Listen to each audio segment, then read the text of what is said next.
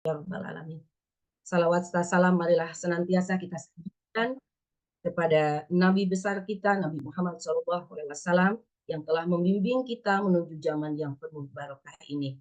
Baik, di sini saya selaku pembawa acara akan membacakan susunan acara kegiatan webinar seri 12 berikut ini. Satu pembukaan, kemudian menyanyikan lagu Indonesia Raya, sambutan Ketua Komunitas Guru Penggerak, sambutan dari Bapak Direktur Pemberdayaan Informatika Kominfo RI sekaligus membuka acara pemaparan materi 1 dengan tema mewujudkan pelajar yang bijak dalam berliterasi digital dan bermedia, dilanjutkan dengan pemaparan materi 2 dengan tema literasi yang berdampak dan bermakna, kemudian pemaparan teknis lomba dan sesi tanya jawab.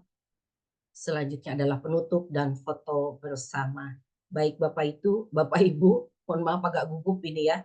Saya baru pertama jadi pembawa acara di komunitas ini nih. Komunitas yang sangat saya sayangi ini. Baik Bapak dan Ibu, kegiatan Jawara seri ke-12 ini agak sedikit lain ya dari biasanya. Karena selain kita belajar tentang literasi dan etikanya di kegiatan Jawara kali ini, akan ada sedikit tambahan Bapak Ibu di penghujung acara, yaitu akan kami sampaikan teknis kegiatan lomba lensa digital belajar. Mungkin Bapak Ibu sudah menerima informasi tersebut ya. Dan untuk teknis absensi nih yang ditunggu-tunggu Bapak Ibu di setiap kegiatan webinar, dalam memperoleh sertifikat masih sama dengan kesepakatan kita ya, bahwa yang memperoleh sertifikat adalah peserta yang mengisi link kehadiran yang akan kami sampaikan di kolom chat Zoom ya, di Zoom ini saat webinar berlangsung. Bagi Bapak Ibu yang tidak mengisi link presensi dan biodata isian juga harus tepat ya Bapak Ibu. Maka mohon maaf ya, sertifikat tidak bisa kami berikan sertifikat nih bagi yang tidak mengisi link presensi. Oke, itu saja mungkin ya kesepakatan di webinar ini mengenai presensi absen untuk mendapatkan sertifikat. Dan Bapak Ibu ini ketika mengisi link, sertifikatnya akan langsung otomatis Bapak Ibu download ya, ketika Bapak Ibu sudah menyelesaikan presensi kehadiran. Baik, itulah susunan acara yang akan kita laksanakan bersama pada kegiatan webinar seri ke-12 ini. Dan untuk kelancaran acara ini, marilah kita memulainya dengan membaca basmalah. Bismillahirrahmanirrahim. Bismillahirrahmanirrahim. Menyanyikan lagu Indonesia Raya. Hadirin dimohon untuk duduk sempurna.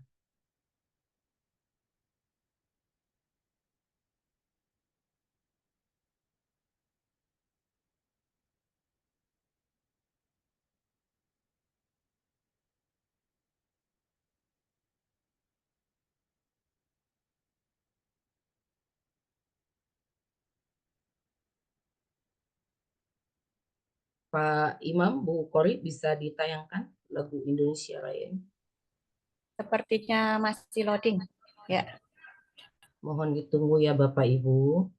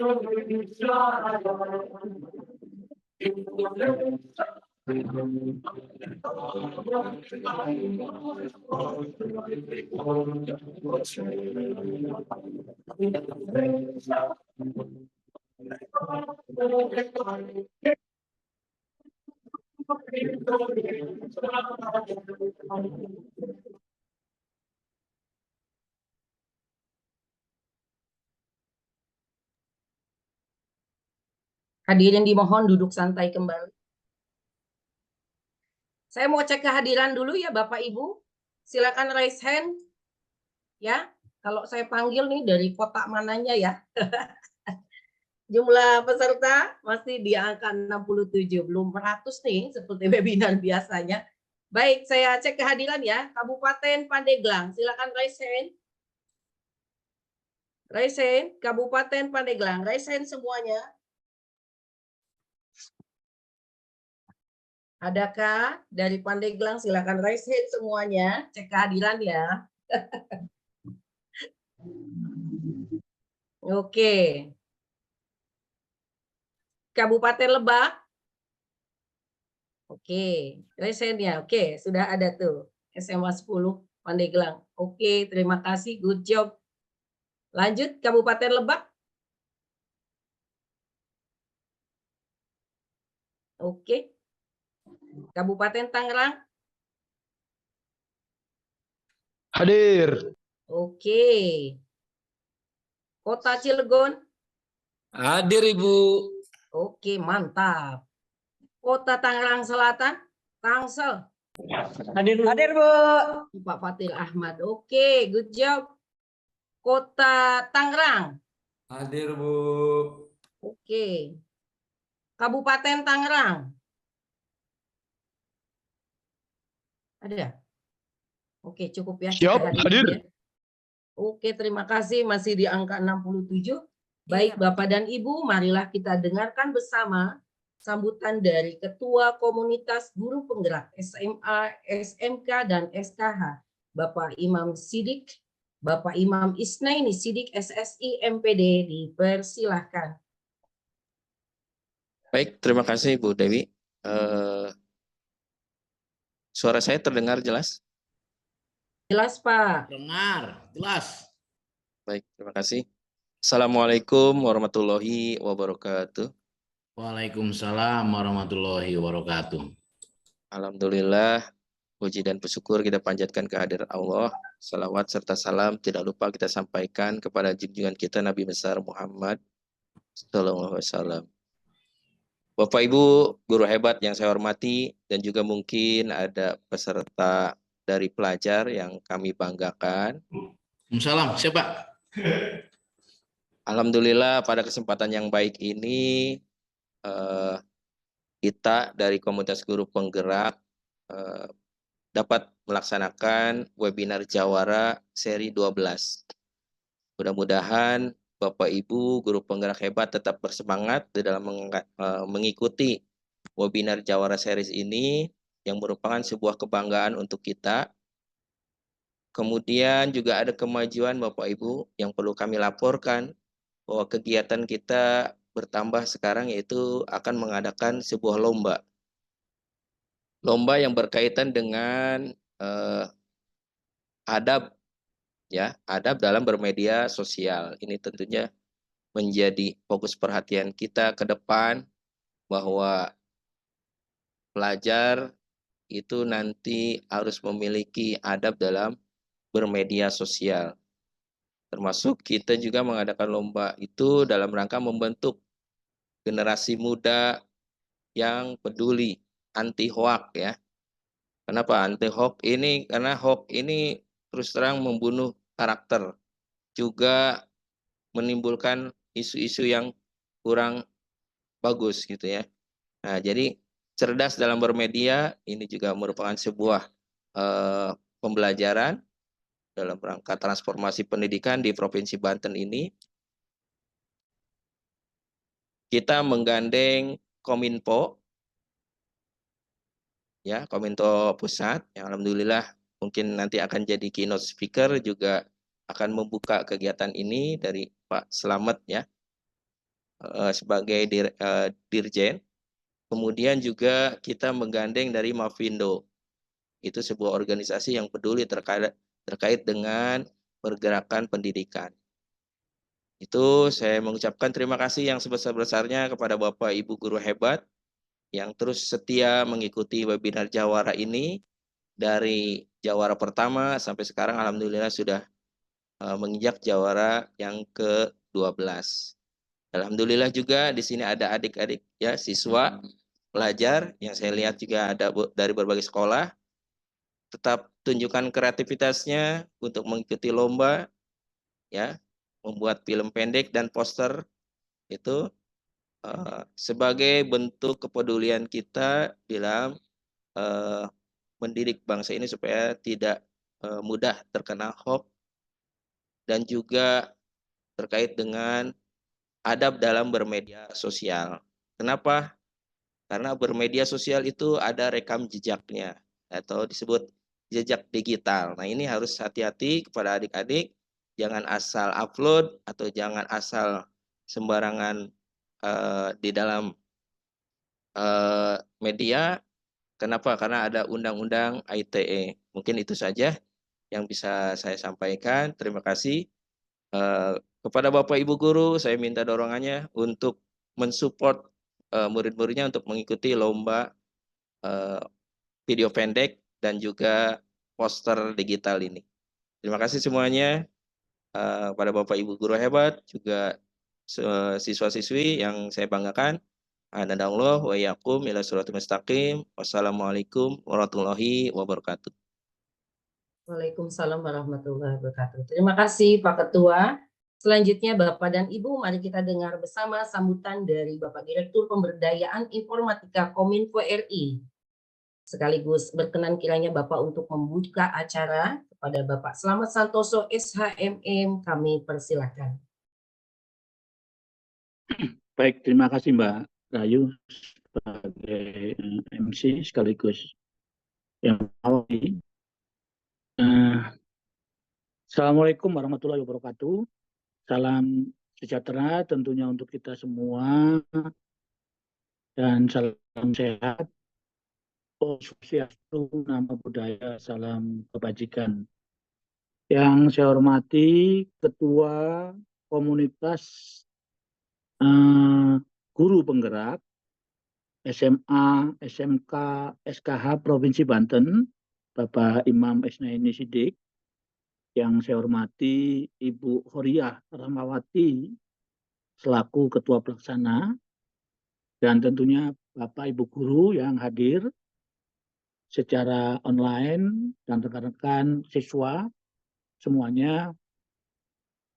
Pertama-tama marilah kita panjatkan puji syukur kehadirat Allah Subhanahu wa Ta'ala karena berkat rahmat dan nikmatnya pada siang hari ini kita dapat berkumpul untuk mengikuti webinar terkait lomba lensa adab digital.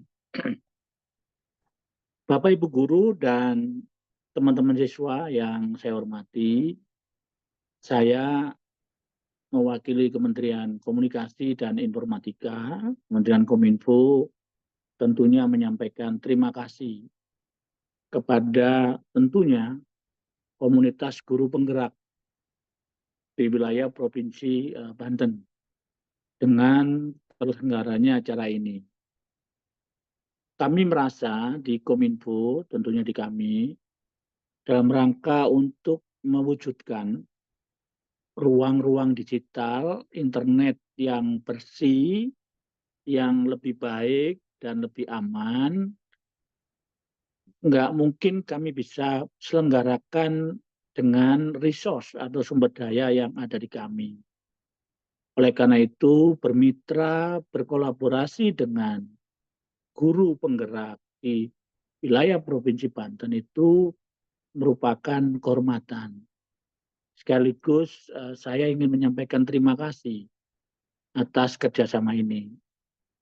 Selanjutnya, Bapak Ibu sekalian yang saya hormati, ketika kita bicara internet atau ruang-ruang digital, seperti kita ketahui bahwa pembangunan infrastruktur internet itu sudah mulai kita tingkatkan kembali. Terutama tugas dan tanggung jawab Kementerian Kominfo itu ada di wilayah 3T, terluar, tertinggal, dan terdalam.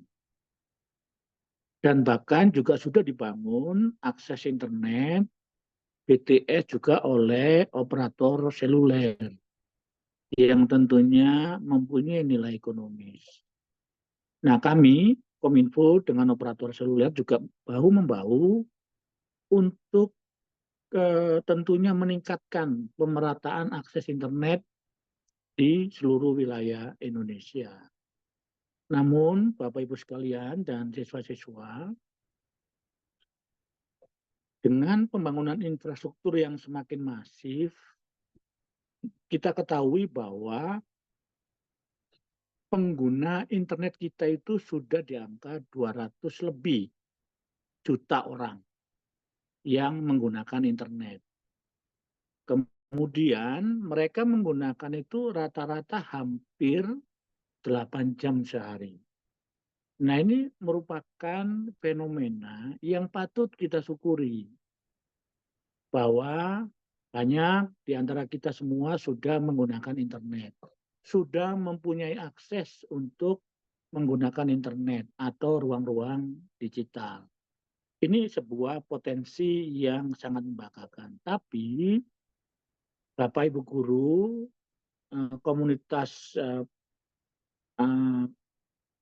guru penggerak dan rekan-rekan siswa, dapat kami sampaikan bahwa dengan kondisi seperti itu masih banyak kita temukan konten-konten, berita-berita atau hal apapun ya, aktivitas teman-teman semua itu masih mengakses informasi atau memposting sesuatu hal yang masih tidak sesuai dengan ketentuan di dalam Undang-Undang Informasi dan Transaksi Elektronik.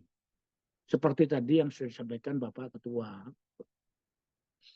Nah, ini sangat miris Bapak Ibu sekalian, karena masih banyak konten-konten yang masih dikonsumsi oleh anak-anak bangsa. Baik itu konten pornografi, konten-konten yang berbau dan judi, konten-konten yang memang sangat-sangat dilarang oleh ketentuan Undang-Undang ITE.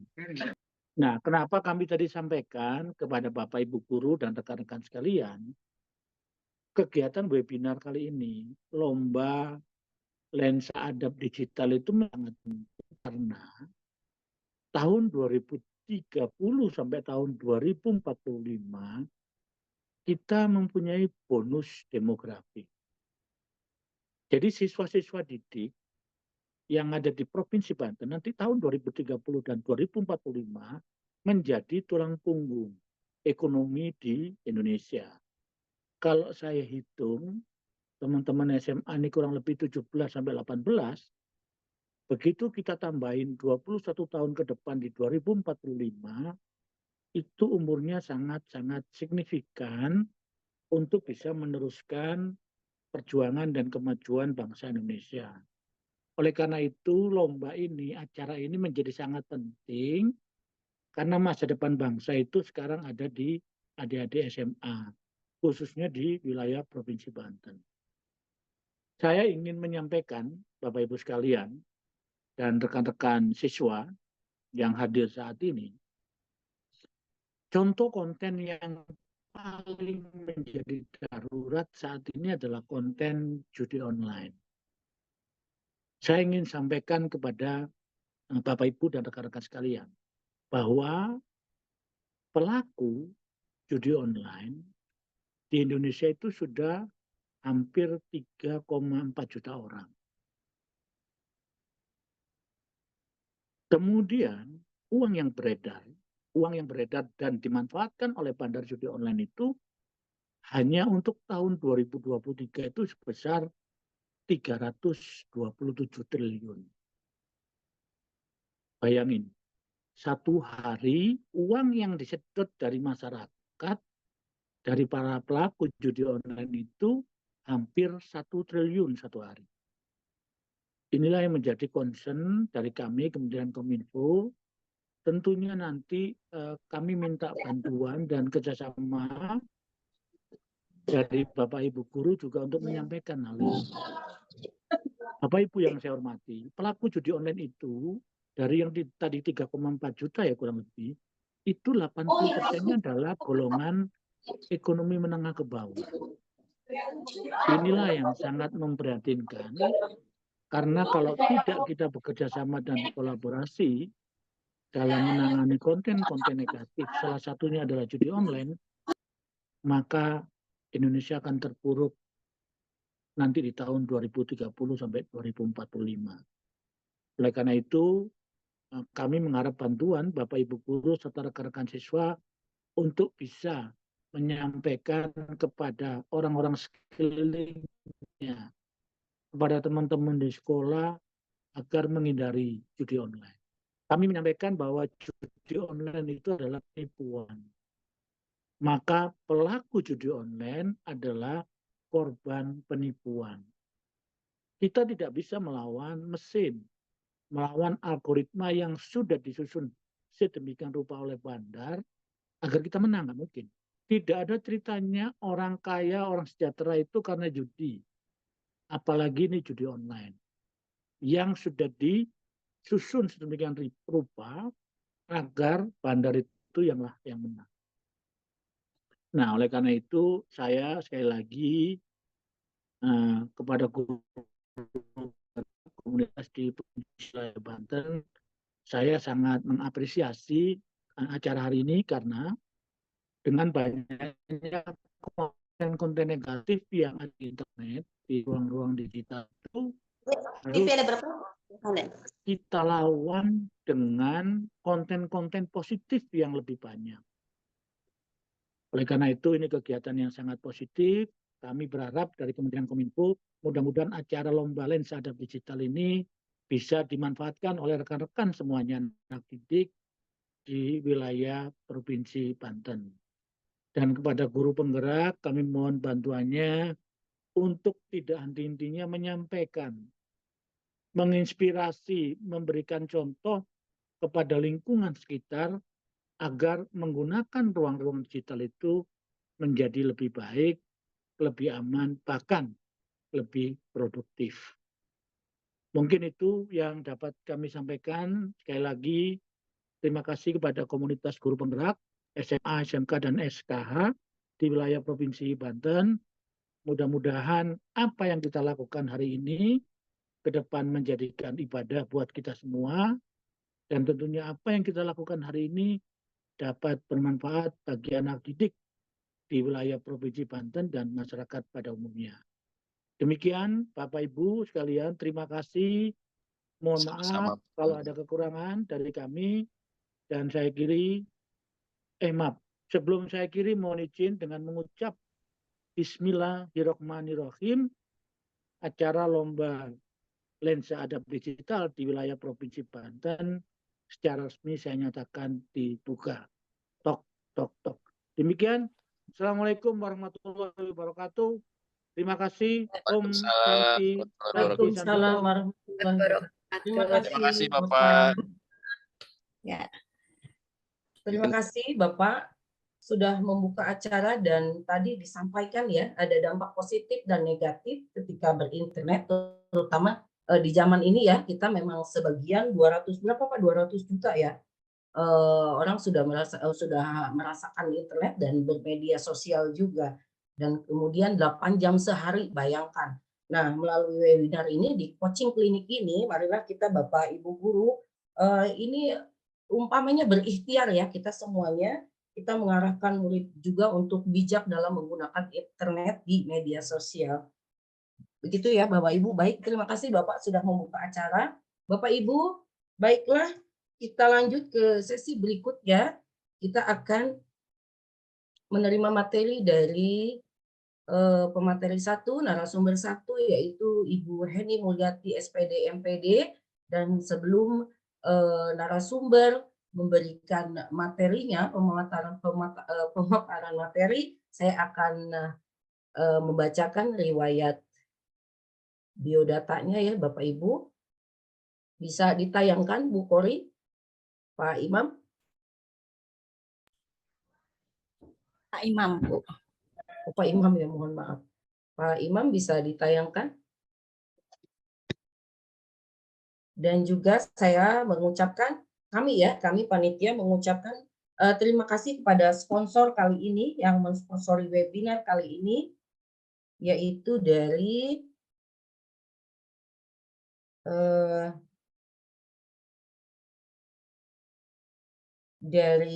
Universitas Unbaja Serang. Terima kasih sudah mensponsori kami kali ini. Baik, Bapak Ibu, mari kita berkenalan dulu dengan Ibu narasumber kita kali ini.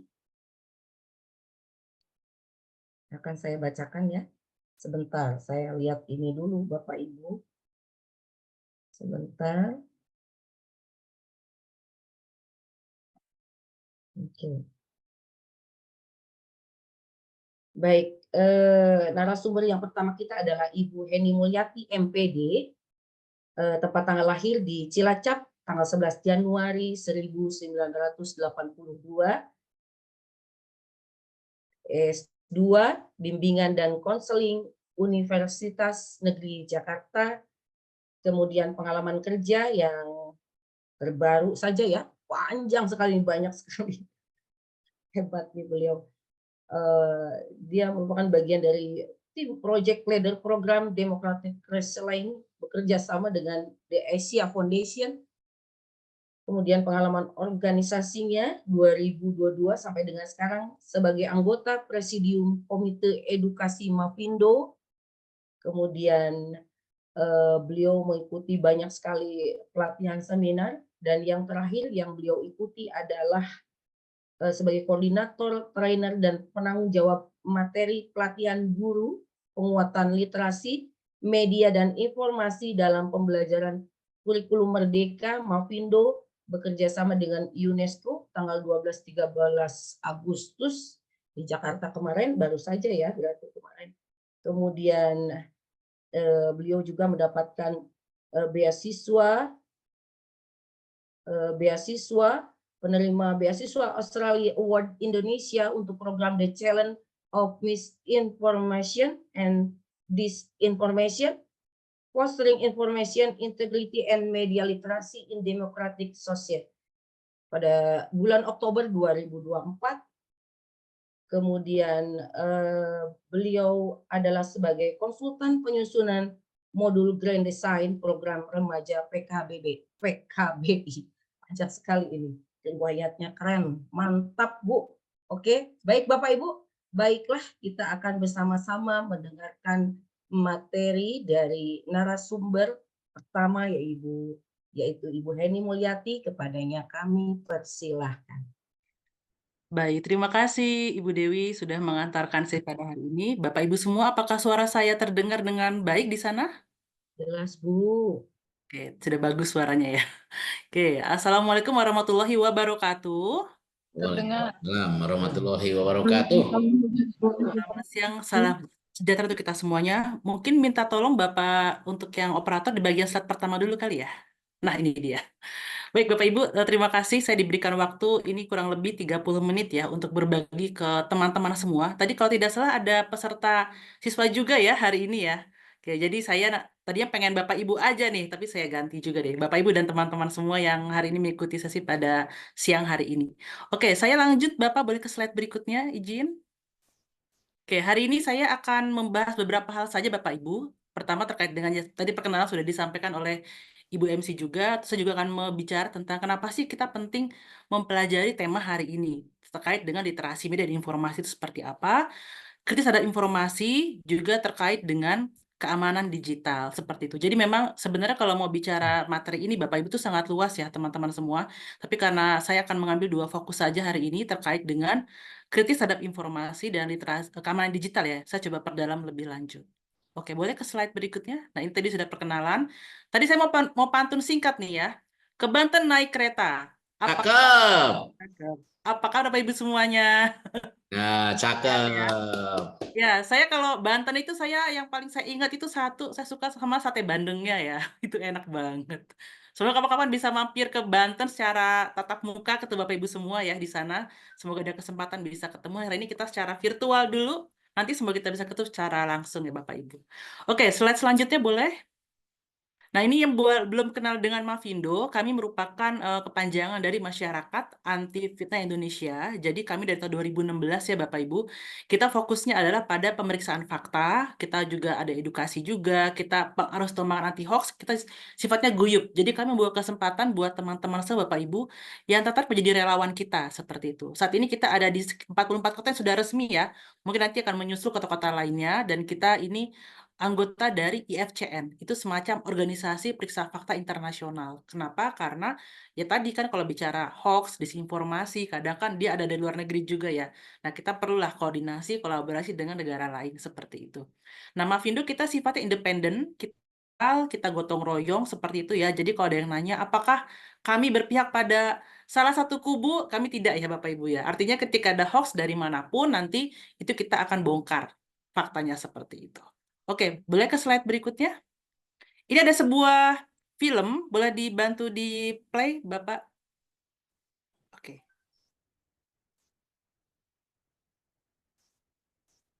Boleh di-share suara mungkin? Ini kayaknya ada suara yang dia nggak muncul nih. Oke, boleh dari awal lagi ya. Jangan terlalu pedas ya. Saya juga bisa masak, Bu. Oh ya? Bisa masak rendang. Rendang. Pasti di sana orang pada suka rendang, asal jangan terlalu pedas ya. Baik, Tina. Apakah ada pertanyaan lain tentang exchange program ini? Atau tentang Amerika dan kehidupan dengan host family di sana? Semuanya sudah jelas, Bu. Terima kasih.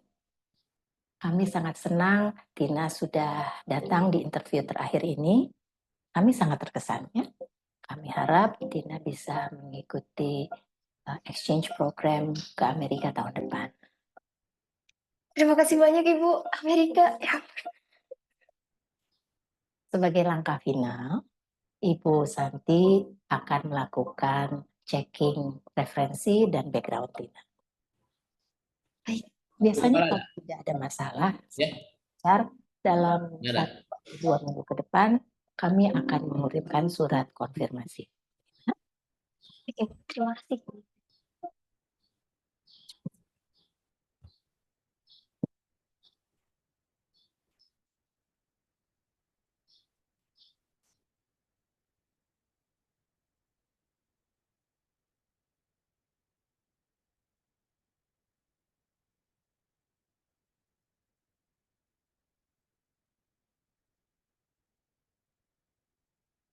Ini buat kalau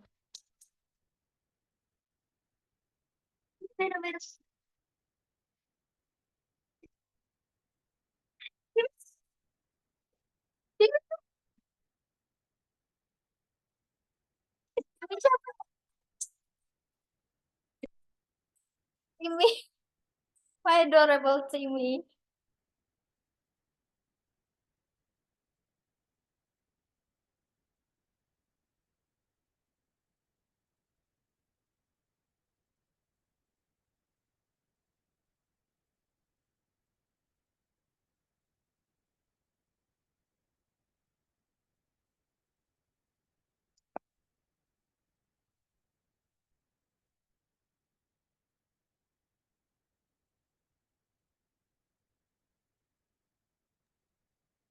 Oke, baik. Teman-teman semua, Bapak Ibu sudah menonton video singkat tadi ya. Nanti silakan cek di YouTube, ada videonya terkait dengan jejak digital.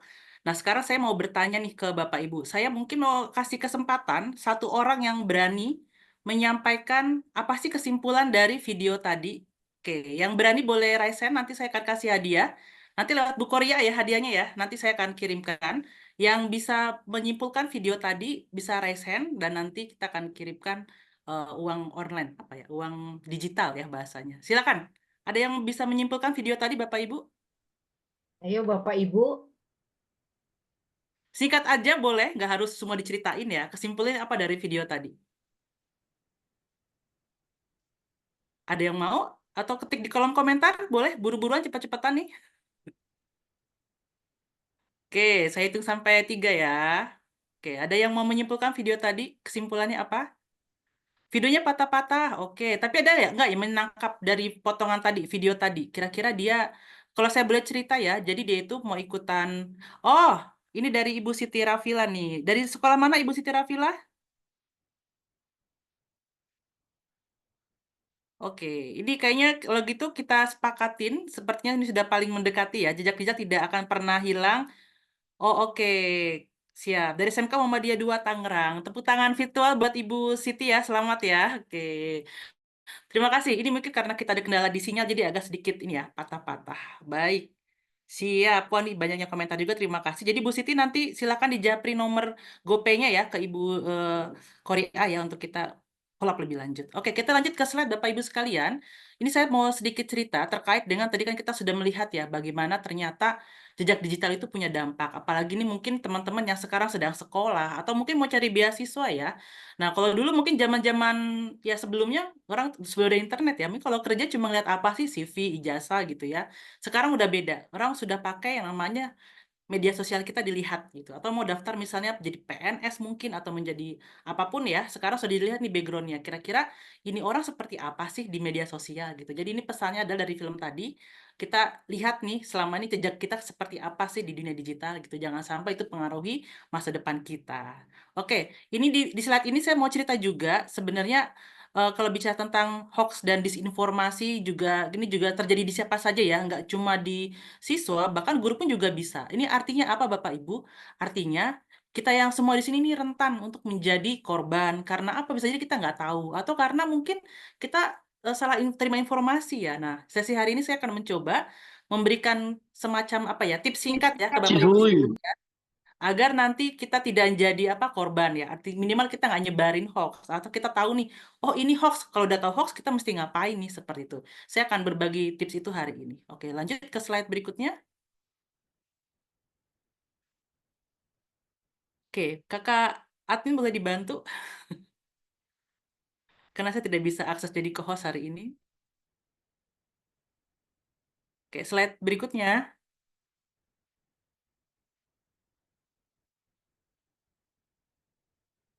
Oke, ini dari Mavindo. Oke, ini dari Mavindo kami punya komite litbang yang memang salah satunya melakukan riset ya. Ada berapa hoax sih yang muncul di media sosial atau media digital kita. Ini sejauh ini ada segini teman-teman semua.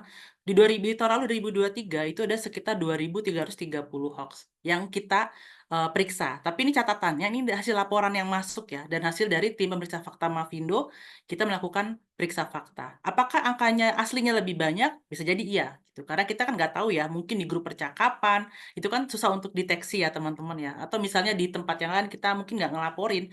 Sebenarnya angka bisa jadi lebih besar dari ini. Dan yang paling mendominasi di tahun 2023 adalah terkait dengan isu politik. Oke, kita boleh lanjut ke slide berikutnya. Nah, sekarang kita ngomongin apa sih literasi media dan informasi. Ini saya nggak mau cerita secara ini ya, apa teori banget ya. Tapi intinya adalah nih kalau dari yang kita ambil dari UNESCO, ini diambil data 2018. Jadi ada beberapa poin sih sebenarnya yang perlu kita punya nih kalau kita mau bisa disebut orang yang punya literasi media dan informasi yang cukup. Pertama itu dia kemampuan mencari, mengevaluasi, menggunakan kontribusi secara apa dan secara bijak ya, itu yang menjadi poin pertama. Artinya apa sih? Artinya kita bisa nih menilai informasi ini benar nggak? Oh ini perlu saya simpan, saya bagikan, atau saya hapus, atau saya tahan, dan sebagainya. Jadi ini kemampuan pertama yang perlu kita punya. Nah berikutnya kita juga perlu paham nih, terkait dengan hak-hak kita di dunia digital seperti apa, mengenal informasi yang palsu, kita juga harus ini ya, stop cyberbullying juga terkait dengan etika, ini terkait dengan boleh nggak boleh kita ketika kita di dunia digital seperti apa. Jadi ini menjadi poin kedua kalau ngomongin literasi media dan informasi. Nah yang terakhir, ini gimana sih kita bisa gunakan nih media kita dan digital kita tuh untuk mempromosikan kesetaraan, ekspresi diri yang positif ya, informasi yang apa plural dan juga perdamaian gitu. Jadi kita jangan pakai nih istilahnya media kita buat apa? Ngajak Contohnya perpecahan kayak gitu ya, atau yang paling ekstrim ya, ngajak tawuran misalnya kayak gitu. Jadi ini perlu kita dorong nih 3 hal ini teman-teman. Gimana kita punya kemampuan ya untuk kritis dan juga bijak, kita paham banyak isunya juga di situ, juga gimana kita bisa gunakan untuk hal-hal yang positif. Oke, slide berikutnya boleh? Saya mau ada kuis. Ini yang bisa jawab soal ini, ketik di kolom chat. Ini apakah ini hoax atau palsu? Dan alasannya kenapa? Oke, Hoax yang karena berakhirnya tanggal 28 kalau Februari. wah, Bu Dewi langsung dapat nih. Ya, Hoax gitu. apa nih hoax? Alasannya apa Bu Dewi? Tadi Karena bulan Februari itu berakhirnya tanggal 28. iya, oh udah pada tahu ya. Ini orang udah pinter-pinter nih di Banten nih. Iya, ini hoax kenapa teman-teman tadi bener Bu Dewi ya. Tanggal kalender itu tuh cuma ada sampai tanggal 29 itu pun 4 tahun sekali ya. Jadi nggak ada tanggal 30. Nah, ini kalau orang-orang yang ngeh nih, nggak ngeh ini, wah nanti dia akan langsung sebar. Bondong-bondong mereka ke pom bensin ini. Iya, pada yang nggak tahu Kalau nih, yang jangan termakan main. hoax mah ya. Betul sekali Tapi Bu Dewi. mungkin lucu-lucuan juga Bu Henik ya. Kayak gitu nggak Ya, ya? Iya, kalau memang ada benar. muncul ini Pantis kadang dikasih caption ketawa kita ya. Iya, lucu-lucuan gitu. Komentarin Yes, ketawa. nanti saya akan cerita ini masuk kategori hoax apa sih? Kenapa disebut termasuk hoax juga? Lucunya seperti itu saya jelaskan Pak Tisna ya di slide saya berikutnya. Oke, satu lagi kuis ini, satu lagi terakhir ini kuisnya, boleh slide berikutnya. Ini agak susah nih soalnya. Oke, slide berikutnya Bapak boleh dibantu. Jangan susah-susah Bu. Oke, kuisnya silakan gunakan handphone Bapak Ibu teman-teman. Ini lokasi di mana? Ketik jawabannya di kolom chat ya. Ini saya nggak pakai chat aja, yang paling cepat benar. Saya akan nomor 1, dia akan saya kasih hadiah nanti GoPay, bisa ke Bu Korea ya. Saya melihat jawab ini ada di mana posisinya. Saya Luar mau Bu ya. sebutkan provinsinya. Surabaya. Jawa Timur. Jawa Salah. Timur. Cek di Google Pak, cek Pak dari Oh aplikasi. gitu ya. Oh, Salah. salah. Belum. Cek aplikasi salah. Apakah karena namanya Surabaya dia di Surabaya? Banten oh bukan. Oh. Tangerang. Ayo coba bisa pakai cek dari aplikasinya, dari handphonenya di mana? Di Sunda. Bukan juga. Di Makassar belum tepat. Ayo ada lagi nggak nih yang mau coba nih di mana? Gunakan handphonenya. Kita mau cek nih pengetahuan Bapak Ibu. Bekasi. Oh, Di ini Bandung. Bu Cici. Bu Cici Aurelia, selamat bener ya di Denpasar. Weh, beri tepuk tangan dong buat Bu Cici. Bu Cici nanti Iya, Denpasar, Bu. Izin menjawab. ya Bu Cici Aurelia SMA 6 Pandeglang. Nyari Ja- dari mana Ibu? Mencari dari mana tadi? Di Denpasar, Jalan Teku Umar nomor 54X. Carinya Dia pakai buka apa dari Bu jam Cici? 9 sampai jam 7. Wih, langsung ada info Nyarinya bukanya. pakai apa itu? Carinya pakai apa Bu Cici? Dari dari Google, Bu. Iya, tepuk tangan dong Bu Cici dapat hadiah Bu ya. Nanti setelah acara hubungin ke Bu Korea ya. Ya, Oke, terima terima kasih, Bu. kasih. Yes, ini tepatnya ada di Denpasar. Waktu itu saya ke sana, saya iseng, wah ini lucu nih kalau buat soal-soal tebak lokasi ya. Udah ketebak akhirnya. Yes, teman-teman ini aslinya kita jangan terkecoh ya. Bilangnya saya di mana di Surabaya, asli lagi di Bali gitu ya, kayak gitu. Oke, slide berikutnya. Nah, teman-teman, ini saya mau kasih, mungkin kita sering dengar istilah ini ya, misinformasi, disinformasi. Tapi bedanya apa sih gitu loh. Nah, sebenarnya kalau bahasa kita sederhana, Bapak Ibu nih, saya nggak pakai teori-teori dulu ya. Yang sederhananya bedanya gimana? Kalau misinformasi ini informasi yang salah, orang yang nyebar itu biasanya dia nggak tahu gitu loh. Tapi kalau disinformasi itu ada unsur kesengajaan. Jadi kalau yang mis itu nggak sengaja nih cara bedanya ya. Disinformasi itu ada kesengajaan gitu. Contohnya misalnya saya misal contoh Bu Dewi ya, misalnya Bu Dewi nyebarin di grup nih, misalnya tentang informasi A misalnya, terus saya bilang, Bu itu informasinya hoax, terus ternyata Bu Dewi bilang gini, oh gitu ya saya nggak tahu, nah itu berarti misinformasi. Tapi kalau dia ada unsur kesengajaan, biasanya tuh kalau dikasih tahu dia akan ngeyel atau dia akan yang ada niat tersendiri Bapak Ibu ya, seperti itu.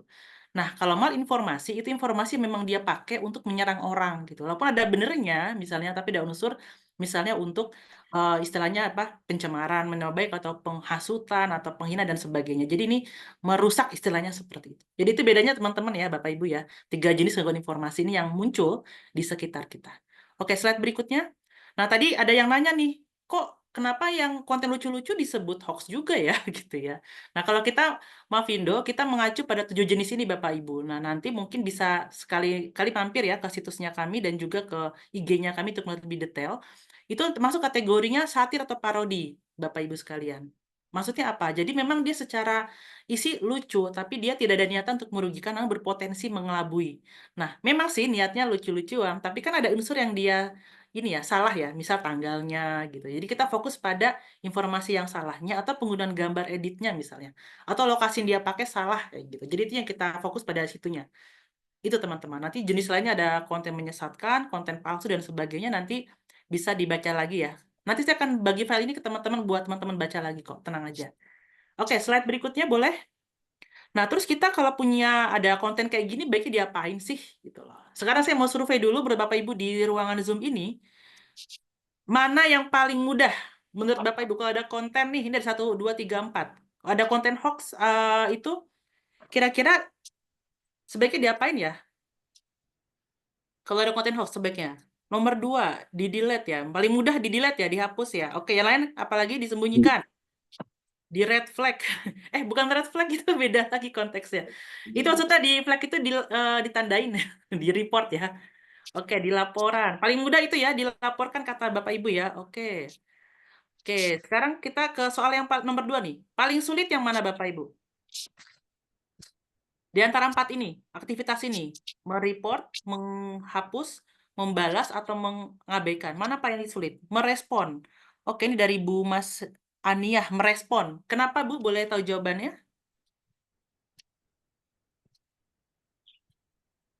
Halo Ibu, apakah masih ada bisa suara? Atau mungkin oke? Kenapa merespon paling sulit Ibu?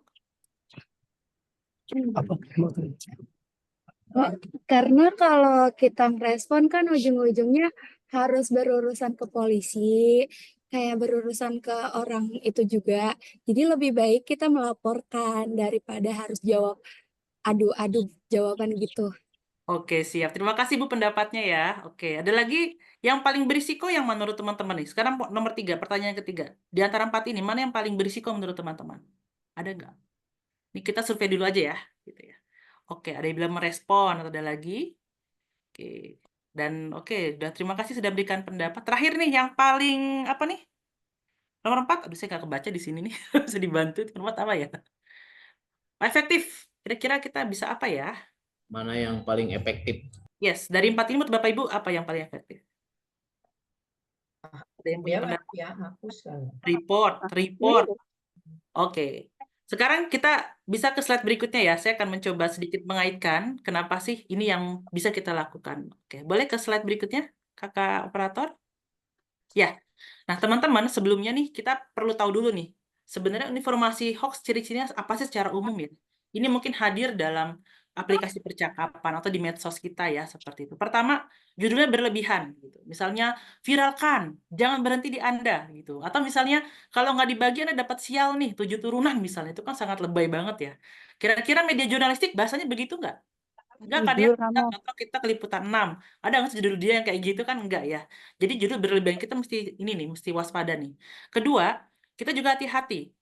Alamat situsnya nggak jelas gitu. Atau mereka tuh mirip-mirip nama. Gitu. Misalnya nih, detik.com. Dia bikin lagi namanya detik.co.id misalnya. Ini kalau orang yang nggak tahu nih, dia mungkin berpikir, oh detik.co.id itu yang asli misalnya. Karena kan nggak tahu ya. Tapi hati-hati, kita mesti lihat ada beberapa orang pembuat hoax itu dia tuh bikin mirip-mirip biar kita tuh terkecoh gitu loh.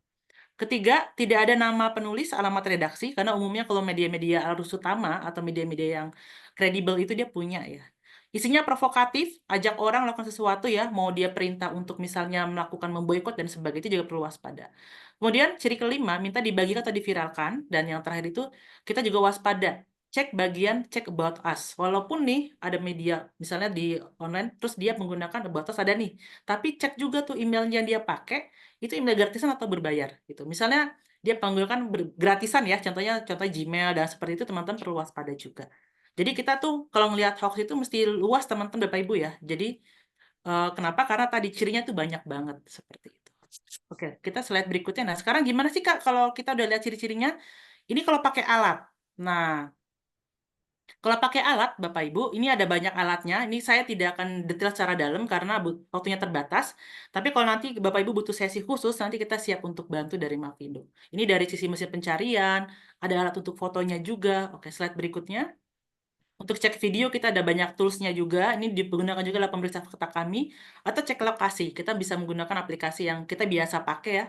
Gmap atau Google Earth. Mungkin juga kita juga sering ngalamin ya. Misalnya kena kesasar gitu ya. Itu pengalaman tidak menyenangkan lah itu ya. Oke, contoh berikutnya. Slide.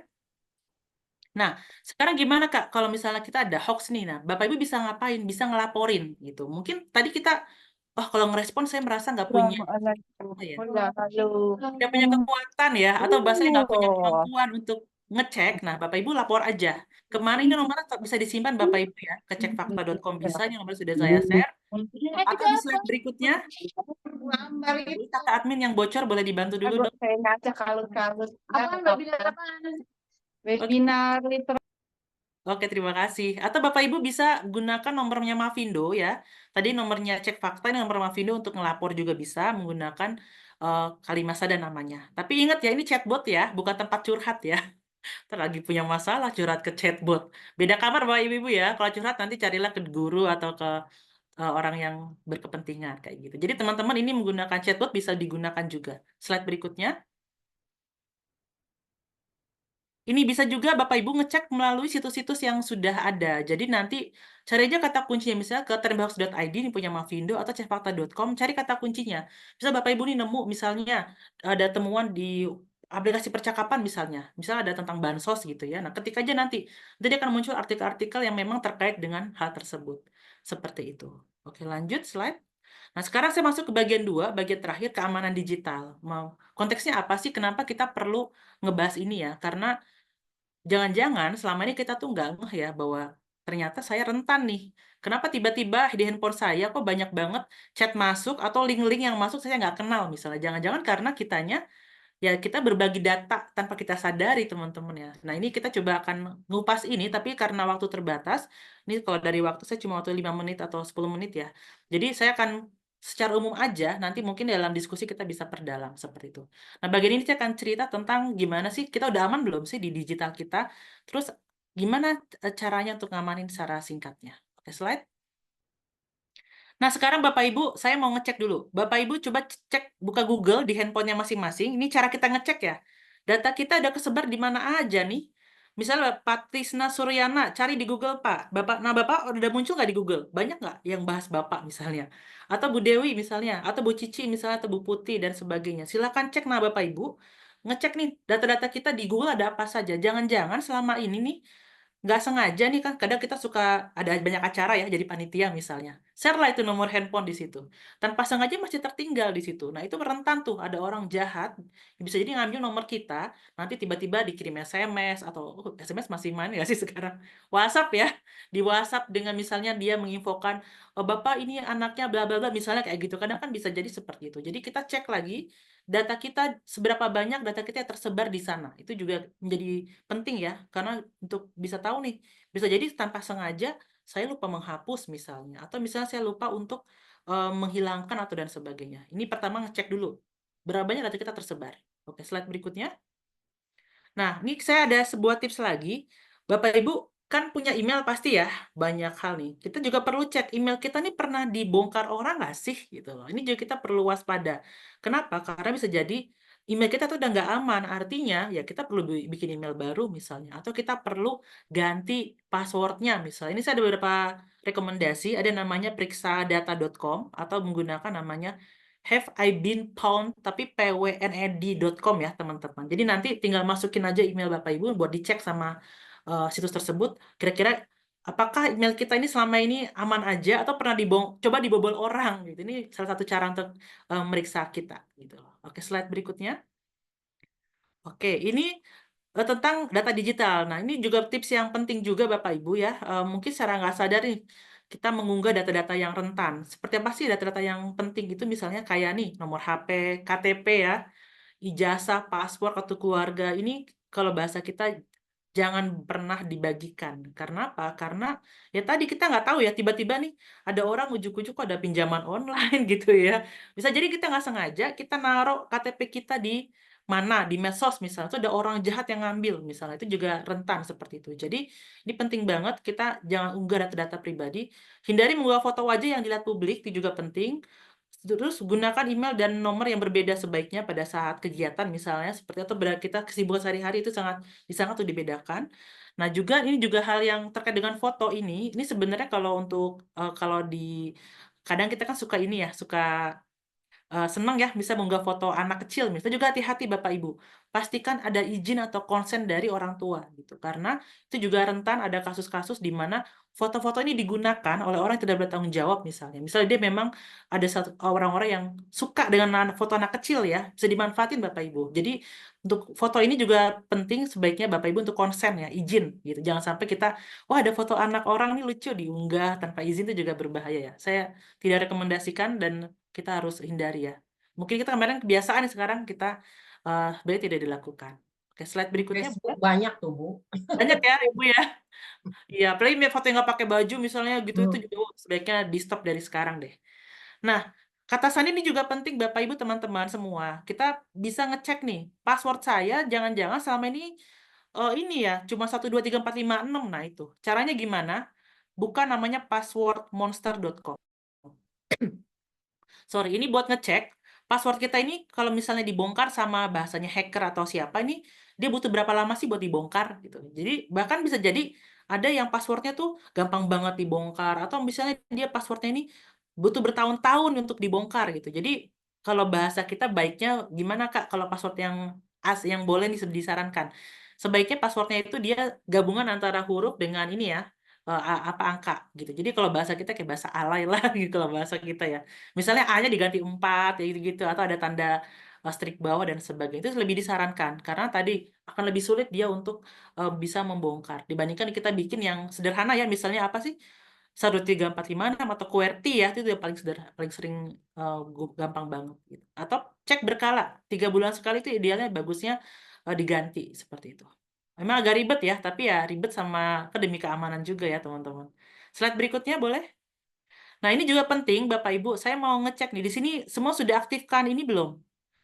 Dua keamanan kita 2 langkah di handphonenya mungkin di emailnya ataupun di media sosialnya. Saya sarankan di setting ya teman-teman. Artinya ketika nanti misalnya oh sudah oke good. Misal ada orang yang misalnya ada mau masuk ke akun kita, dia akan ngasih tahu nih, misalnya Bu Dewi punya akun Facebook misalnya. Nanti kalau Bu Dewi aktifkan ini, akan ngasih tahu tuh di handphone kita, ada orang coba masuk, apakah ini Anda gitu. Kalau misalnya kita nggak punya, oh ya udah tuh orang gampang aja ngambil gitu. Tapi kalau dengan autentifikasi ini, ibaratnya kayak alarm awal ya, harapannya kita bisa kasih tahu "Oh, itu bukan saya misalnya, berarti dia akan langsung ngeblok. Harapannya dia nggak bisa masuk. Tapi kalau misalnya ya kita nggak diaktifkan, ya akan lebih mudah orang untuk bisa masuk. Simpelnya kayak gitu Bapak Ibu ya. Jadi nanti cek lagi untuk akun-akun kita sudah aktifkan ini atau belum. Saya sarankan diaktifkan ya, seperti itu.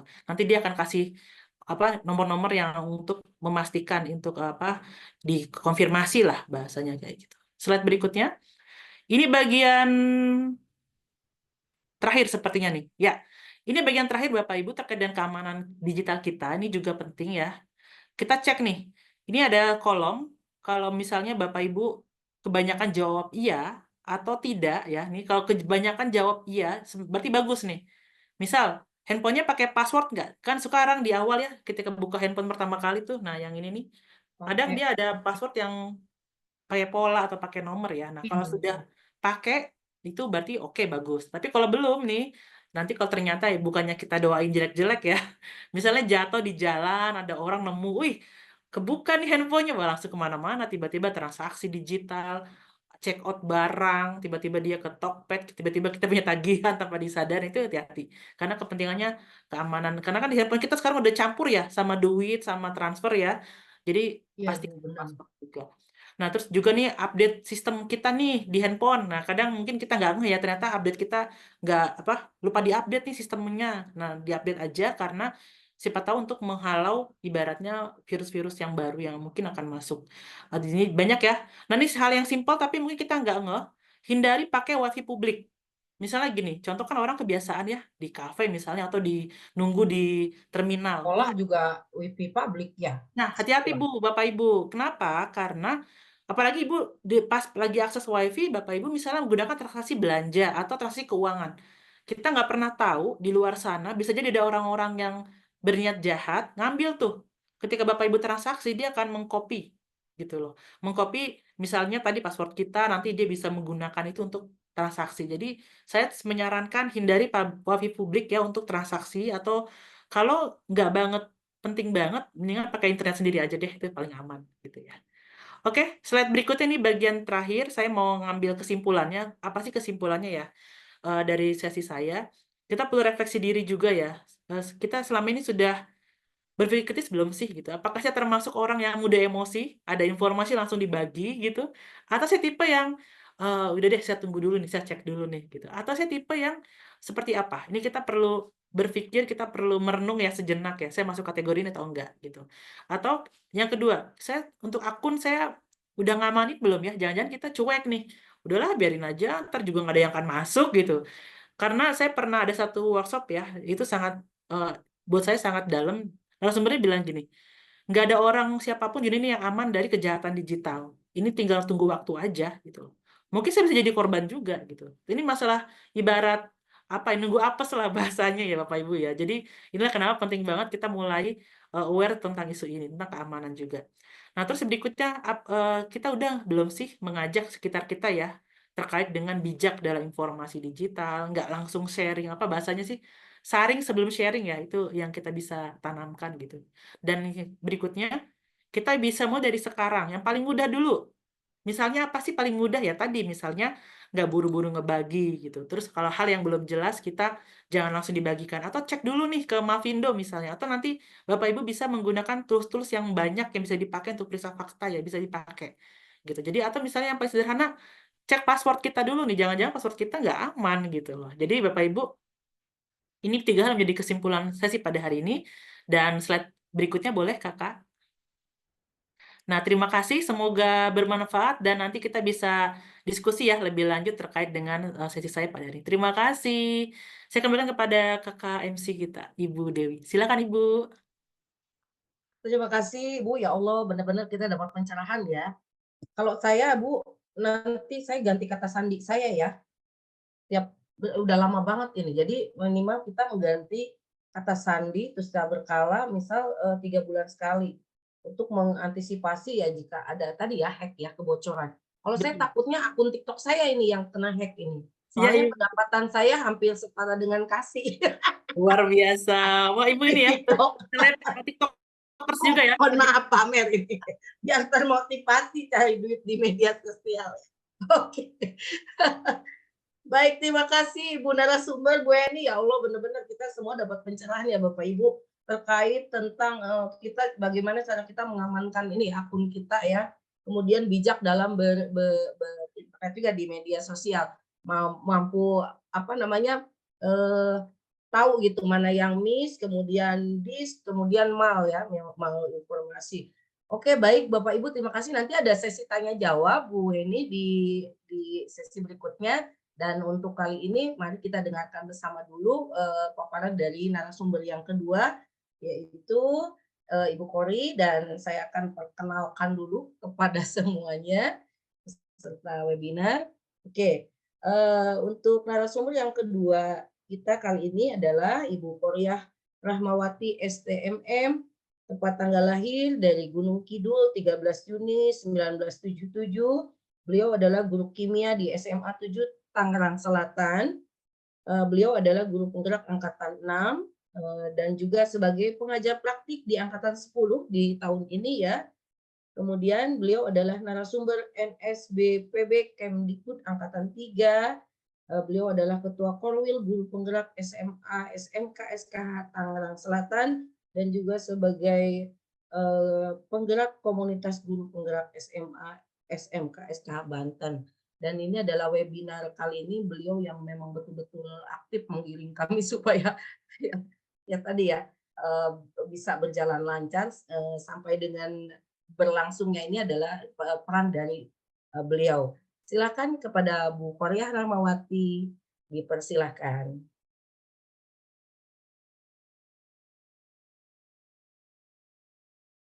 Terima kasih Bu Dewi sebagai moderator atas waktu dan layar yang diberikan kepada saya. Bapak Ibu, saya pertama kali mohon maaf tidak menggunakan background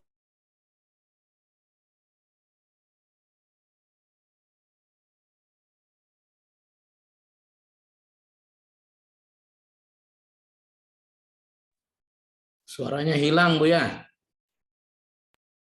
Kendala Iya, Bu Kori Di saya aja suaranya ya? tidak ada, Bu. kendala jaringan kali, Bu Kori.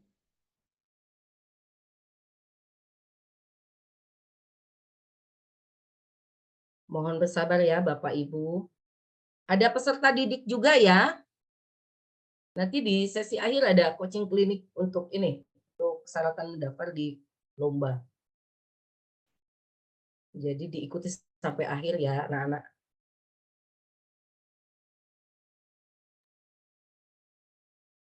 Kita lanjut pertanyaan dulu, Bu, dengan Bu ini.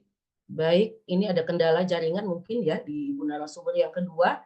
Barangkali Bapak Ibu silakan. Tadi kan kita sudah dibuat ada pencerahan ya terkait materi yang disampaikan oleh Bu Heni. Ada yang mau ditanyakan? Silakan Bapak Ibu raise hand, boleh. Silakan. Ya, silakan Pak Tisna. Bu Silakan Pak Tisna. Baik, bisa terdengar suara saya? Assalamualaikum warahmatullahi wabarakatuh. Waalaikumsalam warahmatullahi wabarakatuh. Waalaikumsalam warahmatullahi wabarakatuh. Terima kasih moderator, terima kasih Bu Heni ya, yang mana kita pada hari ini diberikan ilmu dan pencerahan yang luar biasa nih. Begini Bu, kadang-kadang yang namanya hoax itu ya, justru kalau kita lihat di medsos gitu, kalau saya lihat ini berkeliaran di mana-mana gitu ya. Walaupun apa misalnya sudah ada sebuah warning, tapi selalu terus ada gitu. Dalam hal ini apakah dari Kominfo gitu, ada nggak yang kira-kira kalau jenisnya jenis hoax sebetulnya dengan automatically gitu ya bisa, udahlah ini nggak usah kesebar, udah langsung ke delete dari sistem ataupun dari ya. Atau juga malah ke kita justru kita ini juga diajarkan gitu. Di satu sisi kita tidak boleh menyebar hoax dan lain-lain, tapi kadang-kadang di sisi lain, misal nih Bu ya, di TikTok ataupun di apa gitu banyak cara menyadap HP teman ataupun pasangan, kan orang ngulik Bu ya. Ya sebetulnya kayak gitu juga ilmu gitu, tapi mungkin ada bagian-bagian tertentu yang perlu diketahui oleh orang-orang tertentu saja gitu, termasuk cara membobol email dan lain sebagainya. Itu kan apa ya, pengetahuan yang disebarkan tapi menyesatkan gitu. Tapi tidakkah di delete ataupun di warning ataupun ayo berkeliaran di media sosial. Nah, kira-kira gimana Bu ya mengenapi hal-hal yang seperti itu? Terima kasih Bu Dewi, terima kasih Bu Heni. Assalamualaikum warahmatullahi wabarakatuh. Waalaikumsalam warahmatullahi wabarakatuh. Baik, terima kasih Pak Silakan Bu Tisna Heni atas ya. responnya ya dan pertanyaannya juga. Jadi sebenarnya gini ya, kita kan sekarang era digital ini, memang ini ibaratnya kita memberantas hoax itu kayak penyakit ini ya, penyakit kulit kali ya. Kita sembuhin yang satu tumbuh lagi gitu loh. Karena apa? Karena di balik orang yang membuat hoax itu banyak motif gitu, banyak faktor kenapa orang bikin gitu. Mungkin salah satunya dia mencari keuntungan. Contohnya keuntungan ekonomi misalnya. Ini saya mau ambil contoh yang paling saya terlepas dari keuntungan politik ya. Contoh ekonomi deh. Ada memang orang-orang itu membuat situs, itu memang tujuannya melahirkan orang itu datang ke situsnya dia, orang itu ngeklik. Nita, Nah, ada Bu jadi Erna, ada Bu Toh, ada Bu Tarsi. ya Ibu Erna punten agak bocor suaranya. Ya, jadi misalnya nih ada orang membuat situs, dia memang tujuannya adalah supaya orang datang ke situsnya dia. Nah, kemudian dia tuh membuat informasi yang kontroversial misalnya. Atau informasi yang memang bombastis. Orang pada penasaran nih, apalagi orang awam ya. Nah, ketika orang awam tuh datang, maka si pembuat apa ya, informasi tadi dapat apa? Dapat uang dari clickbait tersebut gitu. Terus kita dapat apa? Kita dapat berantemnya, dapat debatnya, putus silaturahmi gitu ya, apalagi pemain masalah politik itu memang ada orang-orang yang sengaja bikin kepentingan seperti itu Bapak, gitu. Untuk kepentingan dia mencari keuntungan duit. Karena saya pernah ketemu teman yang alumni ya, saya bilang alumni. Pernah seperti itu dulu dia. Kerjaannya dia sengaja bikin situs yang kontroversi gitu. Dua sisi dia benturkan gitu loh. Nah, itu karena satu sisi itu ya, ada keuntungan di situ, keuntungan ekonomi, atau misalnya memang ada beberapa eh, akun-akun sengaja membuat misalnya contoh video-video pendek gitu. Terus dia video pendek itu ternyata dia kalau bahasanya dimonetize ya. Kalau orang datang tuh makin lama kan orang kan tinggi trafficnya ya, dapat duit juga kayak gitu. Jadi memang kita ada sedang berperang ibaratnya nih bagaimana caranya supaya orang-orang ini tuh tidak mendapatkan keuntungan dari situ. Caranya gimana ya? Kita literasi diri kita gitu. Jangan buat mereka jadi kaya. Misalnya apa? Ya udah kalau ada konten kayak gitu, kita laporin aja ke platformnya. gitu. Karena di sebuah konten tuh ada fitur pelaporan. Nah, sekarang PR kita nih, kita mau manfaatin itu nggak buat ngelaporin ke platform. Atau kita kalau kita cuek ya kalau kita cuek sama platform ya nggak dianggap ini sebagai hal yang negatif kan. Nah, itu jadi dia merasa aman gitu. Terus gimana caranya? Kalau saya sih saya menyarankan kalau ada temuan konten seperti itu, Bapak Ibu lapor aja. Jadi ada gunakan fitur pelaporan di platform supaya platformnya ngeh bahwa ini adalah informasi yang salah gitu. Jangan kita diemin atau kita sebarin sambil nanya, ini bener nggak sih? Itu malah secara nggak langsung kita nyebarin juga Bapak Ibu. Dia semakin naik tuh. Kalau bahasanya kita algoritmanya makin tinggi tuh, orang banyak datang ke situ. Seperti itu. Terus yang kedua, ini memang untuk bagaimana sih nanti terkait ya keterampilan digital kan sangat luas ya. Bicara tentang hacking tuh juga tuh ada yang bilang, kalau ada yang bilang juga nih, kalau definisinya hacking itu ada dua tuh, ada yang baik ada yang negatif. Yang baik itu misalnya dia tujuannya untuk mencari celah dalam program komputer nih, bahwa ternyata program dia ada yang miss gitu. Itu kan yang baik. Ada juga yang negatif yang namanya cracking. Dia tuh sengaja ngebobol buat misalnya data tebusan misalnya, itu kayak gitu. Tapi itu juga yang namanya ilmu ya, kan bisa dibuat positif bisa negatif ya, seperti itu. Nah, sekarang gimana nih kita nanamin nilai etikanya, etisnya gitu loh. Nah, ini kita kita pastiin nih ke teman-teman juga nih yang masih muda-muda nih ya. Nah, hati-hati juga menggunakan ilmu karena ada konsekuensi. Teman-teman siap nggak sama konsekuensinya gitu. Ada yang bilang, oh nggak apa-apa jadi hacker misalnya, nanti kan diangkat jadi, ada yang bilang gitu ya, diangkat jadi karyawannya misalnya. Tapi apakah di Indonesia seperti itu? Nah, cek lagi kenyataannya. Kira-kira benar nggak ada yang hacker di Indonesia, contoh kasus ya, yang memang akhirnya dia seperti itu, hal yang berbeda yang terjadi. Atau ternyata jadi kasus hukum misalnya. Jadi saya pikir kita perlu lihat juga nih dari sisi aturan hukum kita seperti apa, etikanya, dampaknya ke kita seperti apa, pasti punya konsekuensi gitu. Mungkin selama ini kita cuek aja, misalnya, yaudah saya bikin kata-kata contoh ya, kalau mungkin di kita, saya bikin kata-kata yang kata kotor aja yang kasar lah, atau orang nggak tahu siapa saya, atau saya bikin mode, ada ya fitur mode itu namanya mode apa tuh yang nggak kelihatan, saya lupa namanya tuh. Nah, orang kan merasa tuh aman, padahal belum tentu aman juga. Orang tetap bisa tahu itu kita siapa, seperti itu. Jadi itulah kenapa saya mau informasi tentang itu dah. Kemudian juga saya mau menambahkan Bapak Ibu, untuk istilah term penggunaan di Mavindo kita akan menggunakan istilah itu hoax saja, tanpa ada istilah berita. Gitu. Karena apa? Ini kesepakatnya juga mungkin nanti buat yang nanti lomba ya, saya boleh kasih usul. Nanti ketika teman-teman menggunakan istilah hoax, sebaiknya jangan pakai berita hoax, tapi istilahkan hoax aja atau informasi hoax atau kabar palsu gitu. Kenapa? Karena berita kan beda ya pengertiannya. Berita kan tuh produknya teman-teman jurnalis, teman-teman wartawan yang memang dia itu ada proses klarifikasi, wawancara, dan proses yang panjang. Harapannya kan bukan informasi yang tidak benar ya. Jadi saya nanti mengusulkan ke Bapak Ibu mumpung mau lomba nih, nanti saya titip itu aja untuk istilah yang gunakan nanti istilahnya hoax atau informasi palsu atau kabar bohong boleh lah, tapi tidak ada embel-embel berita ya. Itu sih kalau sedikit request dari saya. Oke, ini dari Bu Korea sudah kembali sepertinya untuk ke materi. Saya kembalikan kepada Ibu MC, silakan. Baik, terima kasih Bu Heni. Bu Kori sudah sudah stabil. Mohon maaf Jaringannya. ya Bapak Silakan, Ibu, Bu. beneran sinyalnya ini yang kurang bersahabat, kemudian jadi terkendala. Baik Bapak Ibu, izin untuk share screen ya Bapak Ibu. Bu Heni, terima kasih atas pemaparan materinya yang luar biasa Bu Heni.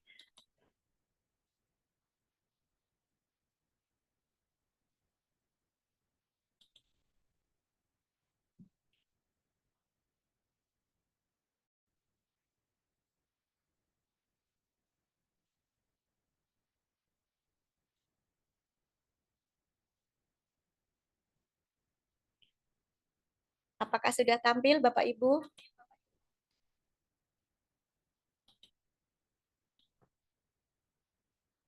Sudah, Bu. Ya, melanjutkan yang tadi, kali ini kita memulai lagi belajar bersama, berbagi praktik baik, yang saya ambil tema literasi yang berdampak dan bermakna. Tema ini kenapa saya maksudnya bersama dengan tema yang dari Bu Heni dan kemudian nyambung juga dengan program mau mengadakan lomba. Jadi sepertinya literasi ini saling berkaitan dan mari kita sama-sama untuk kita sama-sama berbagi ilmu. Nanti kita sharing saja ya Bapak Ibu. Untuk para murid yang sudah hadir, Ibu ucapkan terima kasih. Nanti di akhir sesi ada penjelasan tentang technical mating lomba. Nah, kalian tetap silahkan menyimak, takut nanti tertinggal informasinya. Baik, kita lanjutkan yang selanjutnya untuk slide yang kedua, perkenalan. Saya rasa tadi sudah sempat dibacakan oleh Ibu Dewi dan selanjutnya akan saya langsung ke materinya saja. Ya. Capaian daripada pembelajaran kita pada kesempatan hari ini, Bapak Ibu, yang pertama adalah diharapkan setelah kita mengikuti kegiatan bersama ini, nanti kita bisa memahami literasi itu seperti apa, kemudian mengimplementasikannya untuk memfasilitasi murid dalam upaya meningkatkan kompetensi murid tentunya. Kemudian untuk yang tujuan kita yang kedua, menunjukkan sikap kreatif, percaya diri, mau mencoba dan berani mengambil resiko dalam menerapkan berbagai ide strategi, keterampilan literasi dalam pembelajaran dengan murid.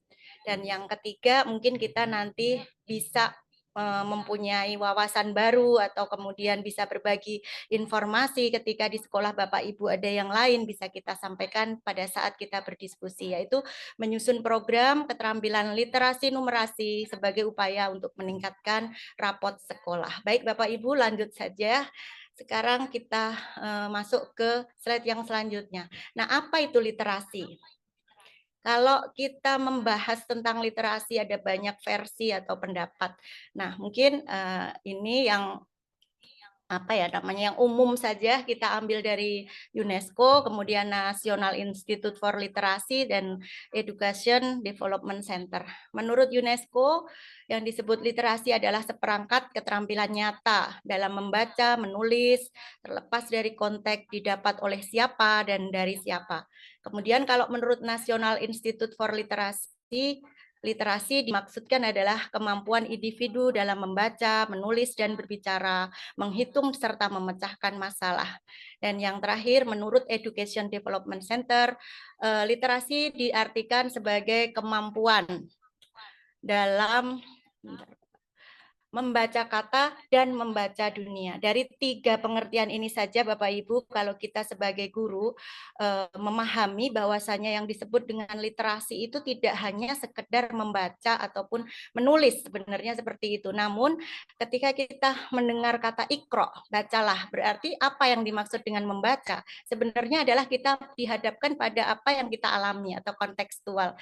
Kehidupan dalam kehidupan sehari-hari kita sering mengalami peristiwa atau kejadian apa atau kita ada masalah apa. Nah, itu sebagai bahan bacaan sebenarnya dan kita harus bisa memecahkan masalah tersebut. Artinya dengan berliterasi diharapkan kita memiliki pengetahuan sehingga kita mempunyai keterampilan dalam memecahkan masalah. Demikian pula kita terapkan hal yang serupa kepada para siswa. Tentu seperti itu. Kemudian kita kalau berbicara tentang prinsip-prinsip daripada literasi, ya, yang pertama adalah bahwasanya literasi itu harus cakap. Dalam berliterasi kita perlu komunikasi yang cakap.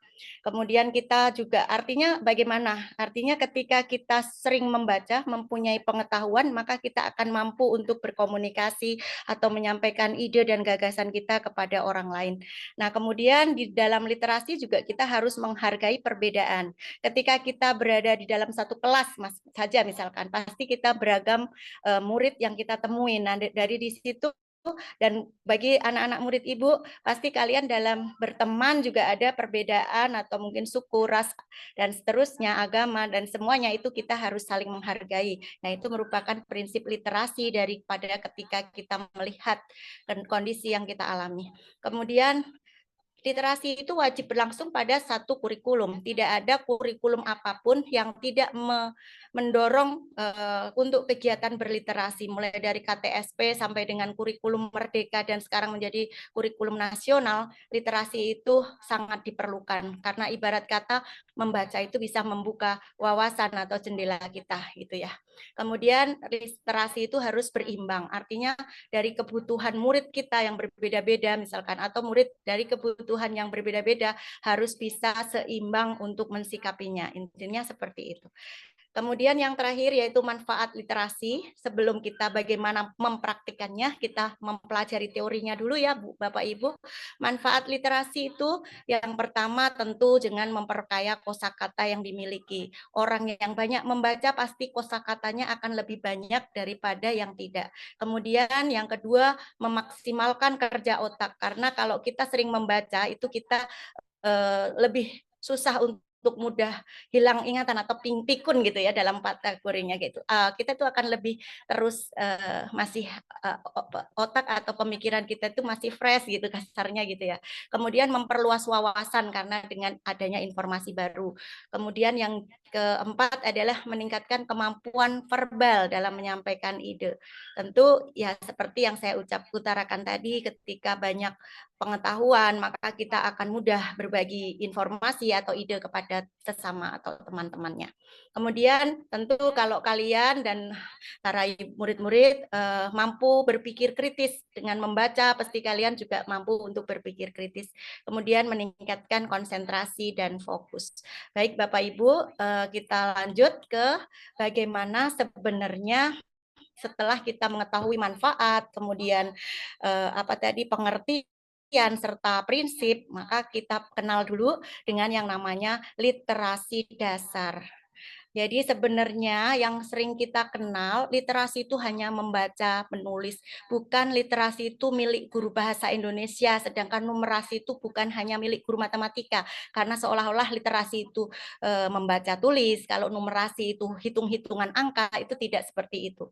Nah, nanti literasi baca tulis serta numerasi ini adalah sebuah literasi dasar yang oleh pemerintah dijadikan dasar pada saat angka kredit minimum atau asesmen nasional. Itu dasarnya adalah literasi bahasa tulis dan numerasi. Nah, padahal literasi sendiri itu ada 6. Yang pertama literasi baca tulis, yaitu kecakapan untuk memahami isi teks tertulis, baik yang tersirat maupun tersurat, kemudian untuk mengembangkan pengetahuan dan potensi diri. Nah, kemudian kita kenal juga pemahaman tentang literasi numerasi, yaitu kecakapan untuk menggunakan berbagai macam angka dan simbol yang terkait dengan matematika dasar untuk memecahkan masalah praktis dalam berbagai macam konteks kehidupan sehari-hari. Baik Bapak Ibu, maksudnya seperti ini. Yang tadi saya sempat utarakan bahwasanya literasi baca tulis dan numerasi bukan hanya untuk teman guru bahasa Indonesia atau guru matematika saja, namun justru kita semua guru harus menerapkan literasi dasar ini ke dalam pemahaman atau memberikan informasi dalam belajar bersama peserta didik. Misalkan seperti ini, pada pelajaran PJOK, kita mengenal istilah menu sehat, 4 sehat, 5 sempurna, seperti itu ya Bapak Ibu. Nah, tentu sebagai guru yang bisa mengimplementasikan literasinya ke dalam mapelnya, para guru olahraga bisa menanyakan kepada murid berapa kandungan atau untuk karbohidratnya nasi, proteinnya ada berapa di lauk, dan sebagainya, itu bisa dihitung dalam angka-angka. Atau mungkin anak murid kita ajak menghitung berapa uang saku, kemudian ketika dijajankan berapa kembaliannya, cocok enggak dengan apa yang dia belanjakan, dan seterusnya. Kalau lebih mutakhir lagi, mungkin anak-anak sekarang sudah mengenal m-banking dan seterusnya. Nah, mungkin di situ selain numerasi digital juga ada literasi numerasi dan literasi digitalnya gitu ya Bapak Ibu. Juga ada literasi finansialnya. Nah, masing-masing literasi ini keenamnya, kalau yang kita sudah bahas tadi baca tulis, kemudian numerasi. Kalau sains itu erat kaitannya dengan mapel IPA atau IPS juga bisa, tapi yang jelas kalau di dalam mapel sains itu banyak menggunakan praktikum ya, melihat fenomena alam atau sosial di sekitar kita, serta mengambil keputusan yang tepat secara ilmiah. Kalau untuk literasi digital itu kecakapan menggunakan media digital dan beretika yang seperti kita sedang belajar bersama Bu Heni tadi, itu kecakapan anak untuk literasi digital. Kemudian ada literasi finansial, yaitu kecakapan untuk mengaplikasikan pemahaman tentang konsep, resiko, keterampilan, dan motivasi konteks finansial. Tadi sudah sempat dibahas, misalkan ini dalam perhitungan konteks dalam kehidupan sehari-hari itu banyak sekali menyangkut tentang literasi finansial sebenarnya tanpa kita sadari. Tinggal kita bagaimana mengimplementasikan, atau mungkin kalau saya sebagai guru IPA atau kimia, misalkan anak-anak saya suruh beli bahan misalkan yang tidak tersedia di lab, kemudian mereka patungan, kemudian berapa mililiter yang harus dibeli, berapa harganya, itu termasuk memberikan informasi secara literatif finansial di dalam mapel kimia secara tidak langsung. Yang terakhir ada literasi budaya Bapak Ibu, di mana literasi budaya dan kewargaan ini adalah kecakapan dalam memahami, bersikap terhadap kebudayaan Indonesia sebagai identitas bangsa serta memahami hak dan kewajiban sebagai warga negara. Ini kayaknya erat kaitannya dengan pelajaran SBK juga PKN, namun sebenarnya tidak seperti itu. Mapel ini bisa kita implementasikan ke dalam mapel kita masing-masing. Seperti itu sekilas. Kemudian saya lanjutkan lagi untuk selanjutnya kita mengenal bagaimana cara kita membimbing agar literasi itu berdampak dan bermakna bagi murid. Nah, ini yang mau kita coba diskusikan. Setelah kita mempelajari berbagai macam teori tadi, kita sekarang mulai masuk ke sini. Nah, ini Bapak Ibu, sebenarnya literasi yang pemerintah ketika kita melihat nilai rapot anak-anak diambil acak sebagai peserta asesmen nasional atau AKM itu, maka kita harus sebagai guru memahami sebenarnya ada kemampuan apa saja yang ada di dalam soal-soal yang ada di dalam asesmen nasional itu. Yang pertama jelas tadi sudah kita bahas, yaitu kemampuan literasi. Nah, ini ibarat kata kayak KD-nya atau domain. Kemampuan dasar untuk berliterasi itu apa saja? Yang pertama, teknik informasi. Ini contohnya anak-anak kita ajak untuk bisa membaca artikel, berita, jurnal. Jadi nanti implementasi dengan mapel kita kalau memberikan soal itu berupa artikel atau cerita-cerita yang panjang gitu ya, supaya anak-anak mempunyai kemampuan berliterasi. Maka kalau kita tahu soal-soal asesmen nasional itu semuanya rata-rata berupa deskripsi gitu ya. Kemudian ada teknik sastra, kemudian mengakses dan menemukan isi teks, menginterpretasikan dan memahami isi teks, mengevaluasi dan merefleksikan isi teks. Itu adalah cakupan dasar literasi sebagai pendukung AKM sebagai kemampuan literasi. Kalau untuk numerasinya itu ada bilangan, aljabar, geometri, data ketidakpastian, mengetahui, menerapkan, serta menalar. Nah, dari pemahaman kita dasar ini, saya ingin berbagi praktik, mungkin juga Bapak Ibu sama yang diperlakukan untuk bisa memfasilitasi literasi kepada murid. Yang pertama strateginya. Jadi ketika ada program gini, nah program literasi sekolah.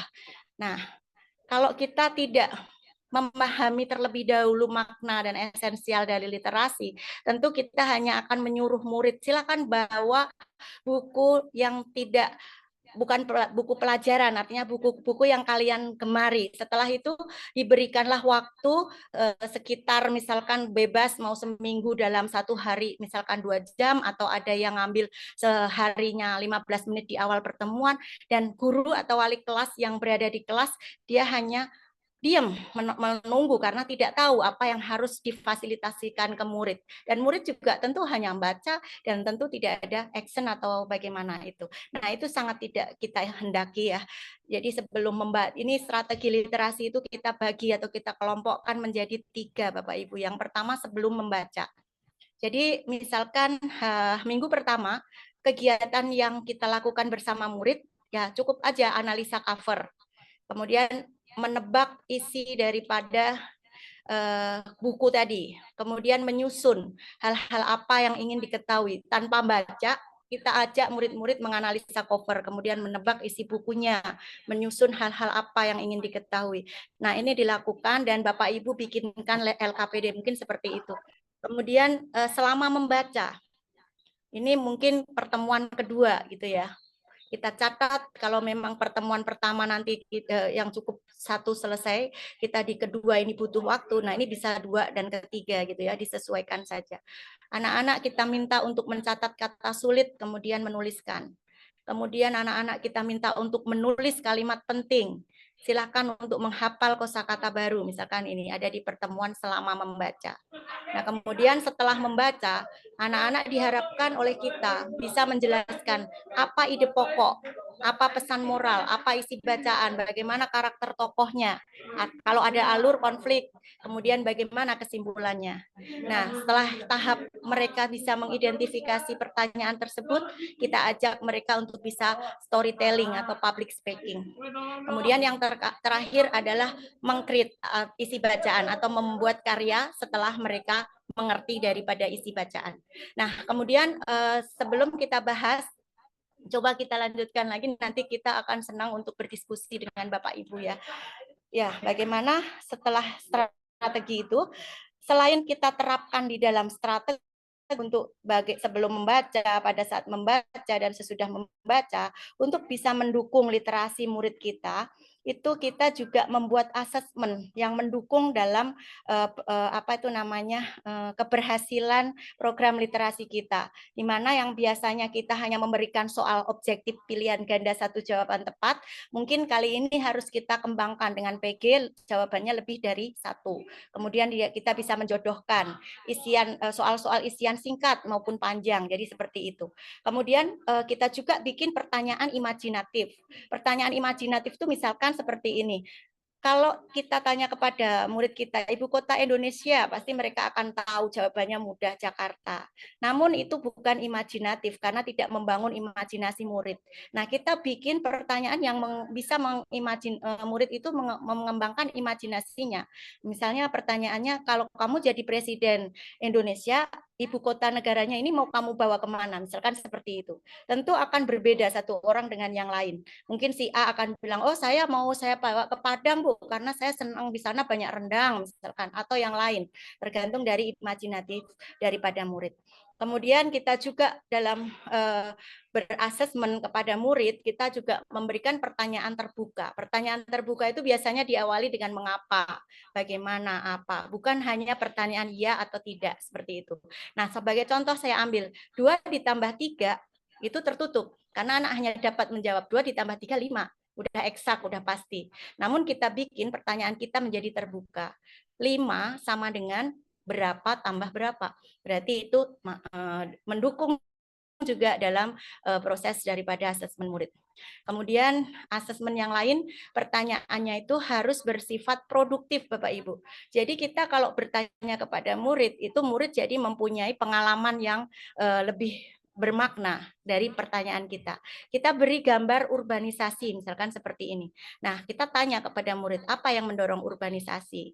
Apa dampak bagi yang ditinggal dan yang didatangi? Bagaimana mencegahnya? Dengan melihat gambar ini, mereka sudah mendapat produktif atau bermakna karena dia tahu apa penyebabnya, apa yang melatar belakangi, bagaimana dampak, dan bagaimana cara upaya pencegahan. Nah, hal ini hanya contoh kecil saja yang mungkin Bapak Ibu pasti lebih banyak pengalaman dalam membersamai murid dalam berliterasi. Bapak Ibu, setelah tadi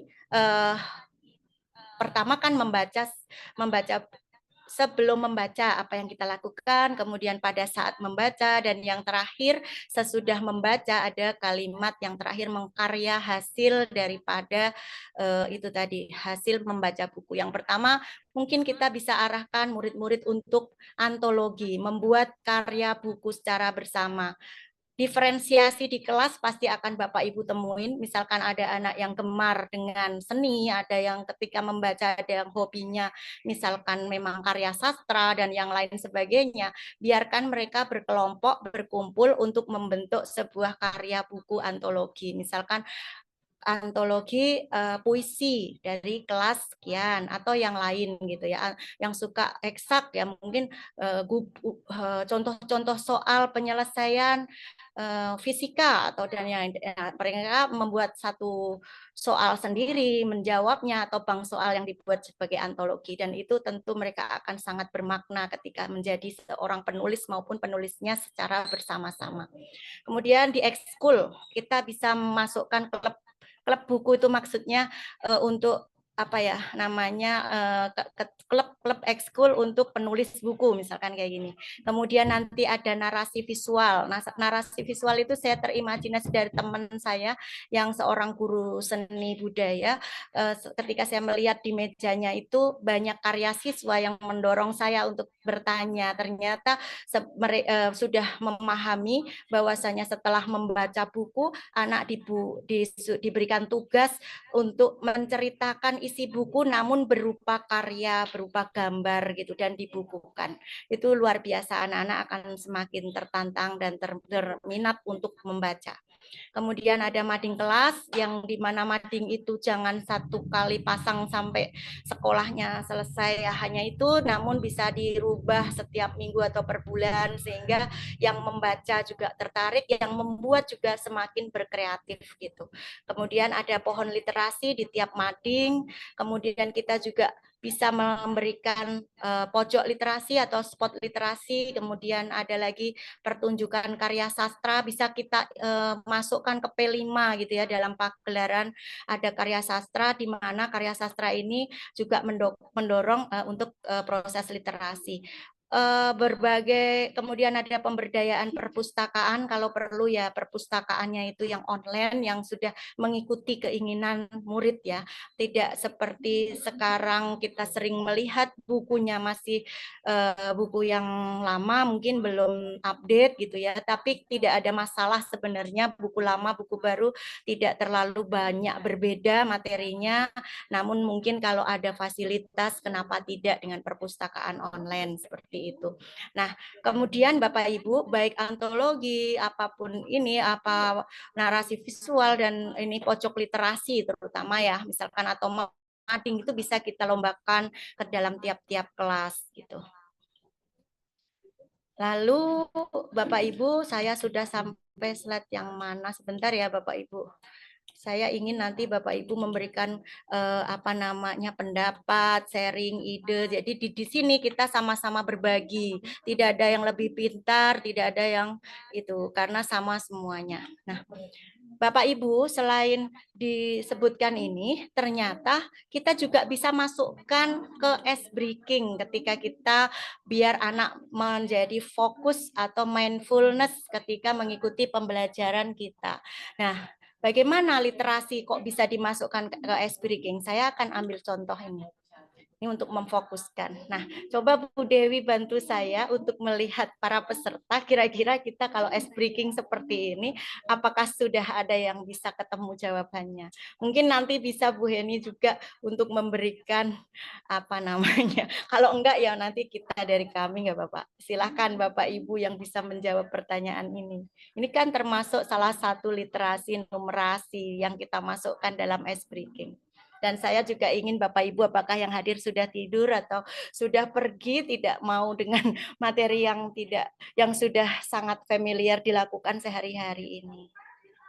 Ada yang bisa menjawab? Silakan Bu Heni, saya kan nggak bisa melihat teman-teman karena sedang share screen. Ayo Bapak Ibu, ada yang mau menjawab? Silakan, masih hadir kok 125 peserta nih Bu Kori, tenang aja. Ayo silakan, ada yang mau menjawab? 40. Itu Bu, ada yang menjawab 40 katanya. Siapa Bu Heni yang menjawab? Baik, atau mau di kolom chat kayak Bu Heni tadi, Bu Dewi? 40, Bu. Tadi yang menjawab tuh, Bu. Oke, Pak Alfian bukan? Atau siapa tadi? Ibu Heni yang Bu Dewi yang bisa. 40 alasannya apa, Bapak? Karena alasannya itu kan 4 dikali 1 dulu. Terus hasilnya ditambahin angka yang di kiri. Jadi hasilnya 5. Terus yang kedua tuh 5 dikali 5. Nah, tambahin hasilnya di angka di kiri itu jadi 30. Terus yang contoh terakhir itu 2 dikali 20 kan sama dengan 40. Ditambahin angka yang di paling kiri 20 yaitu 40. Oke, jadi berapa jawabannya? Mohon maaf, saya kok tidak terlalu mendengar. Jadi jawabannya 40. Masih kurang tepat.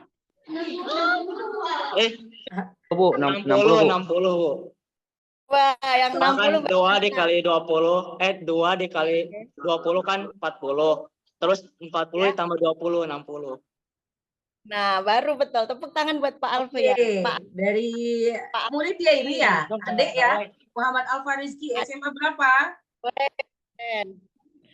60. SMA Negeri 6 Pandeglang. Oke. Oke, dicatat ya Bu Dewi. Terima kasih. 6 ya, saya berenam ya. Bu Dewi, Cici sama Alfa dari SMA 6, Bu Dewi.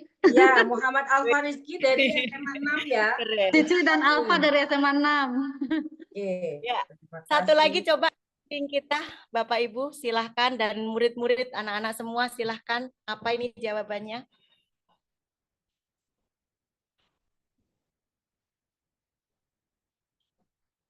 Sudah ada yang ketemu?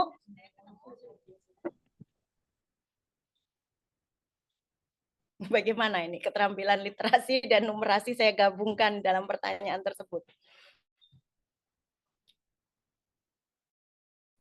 Ada yang bisa menjawab? 9, Bu. Berapa, Pak? 9. Pak Mawan bukan tadi yang menjawab? Pak Amal. Pak Amal, baik Pak Amal. Saya nggak bisa melihat karena screen sini. Bagaimana alasannya, Pak? Alasannya ketika jawaban. Alasannya karena gugur 1 tumbuh 1000, Bu. Oh, betul. Terus gimana? Kenapa jadi 1009? Ya, ada 10 pejuang. Ya. Yang mati 1, mati tinggal 9. Nah, yang 1 tuh jadi 1000, jadi 1009. Jadi tumbuh 1000, jadi 1000 ditambah 9 gitu ya. Terima kasih, luar biasa, siang-siang masih fokus semua, alhamdulillah. Ya baik Bapak Ibu, nanti silahkan Pak Bu Dewi bantuin untuk mencatat peserta yang aktif, dan saya rasa semuanya aktif, cuman mungkin ada lagi kegiatan lain sehingga tidak bisa menyimak dengan penuh gitu ya. Bapak Ibu, ini contoh literasi seperti biasa kita sama anak-anak di sekolah ya, di kelas gitu ya. Kemudian ini mohon maaf Bu, ini sebentar ya, ada kendala teknis sebentar. Kemudian ini literasi digitalnya, kemudian yang ini adalah yang saya cerita tadi, yang narasi visual, cerita tentang singa dan tikus, murid sudah membaca, kemudian membuat gambar tanpa kalimat, namun pembaca bisa ngerti apa isi dari bacaan dalam buku narasi ini. Gitu. Kemudian ini contoh dari, bentar, semoga sinyal saya tidak hilang lagi, Bapak Ibu, ini sebentar. Ya, paling ini kalau tidak tampil saya sebutkan saja, ini mungkin yang disebut dengan pohon literasi. Kemudian ada, nah ini yang menarik, jadi Bapak Ibu pasti semua sudah pernah membuat bersama murid. Jadi di sini ini untuk literasi yang budaya tadi, dan ini dikerjakan oleh guru pendidikan PKN gitu ya, tapi dia tentang budaya. Nah kemudian juga ada yang dalam bentuk ini namanya mungkin mind mapping gitu ya kalau di kita ya, kemudian seperti ini dalam bahasa Inggris. Jadi sebenarnya baik PKN, bahasa Inggris, semuanya itu mengajak murid untuk pandai berliterasi sebagai dasar tadi. Kalau sekarang yang sedang digalakkan adalah penilaian asesmen nasional, ini bahasa Inggrisnya. Kemudian sampai sini saja Bapak Ibu, kurang dan lebihnya mohon maaf. Wabillahi taufik wal hidayah. Wassalamualaikum warahmatullahi wabarakatuh. Waalaikumsalam. Kembalikan layar kepada Ibu Dewi. Baik, terima kasih Ibu narasumber. Baik, tadi tentang literasi Bapak Ibu, kita lanjutkan pada sesi yang ketiga yaitu pemaparan teknis lomba. Bu Korim, apa langsung oleh panitia saja dipaparkannya baik. Kami persilahkan kepada panitia lomba untuk memaparkan juknis kegiatannya. Kami persilahkan. Mohon dibantu Ibu Moderator saja, nanti biar kalau ada pertanyaan bisa langsung dijawab. Baik, Pak Imam tolong ditampilkan.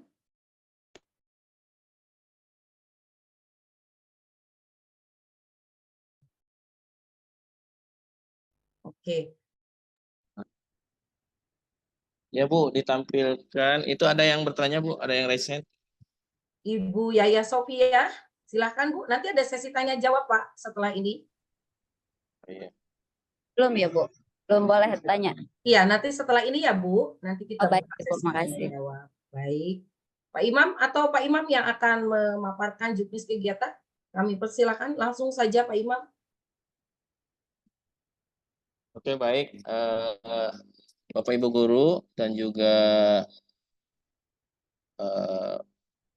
siswa dan siswi yang Bapak banggakan, insya Allah kita akan melaksanakan kegiatan lomba ya, yang disebut lomba Ladijar, lomba lensa adab digital pelajar.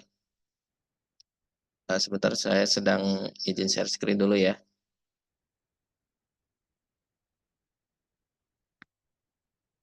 Di lomba ini diharapkan juga teman-teman sebagai pelajar itu membuat video pendek dengan durasi 1-3 menit.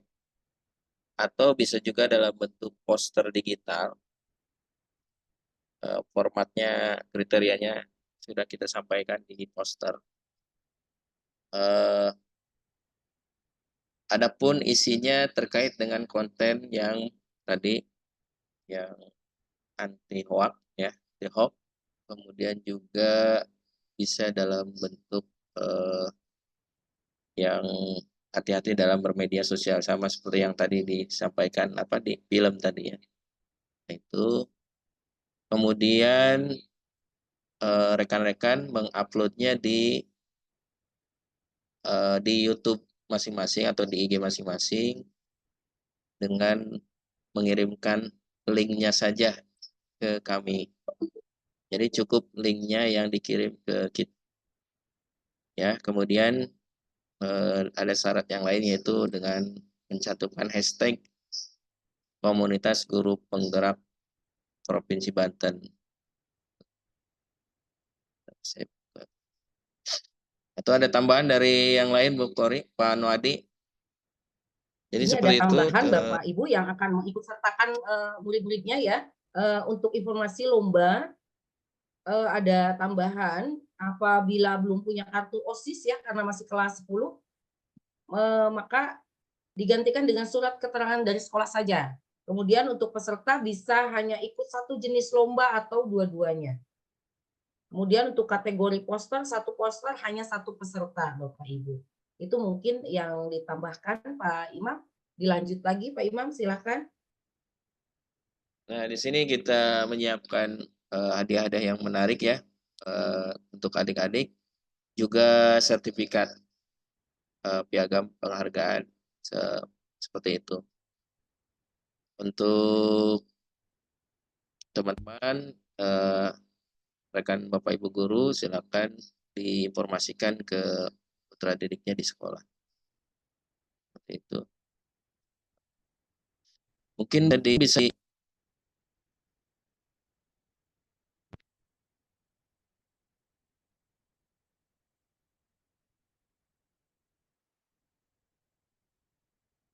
Buka aja Bu Dewi.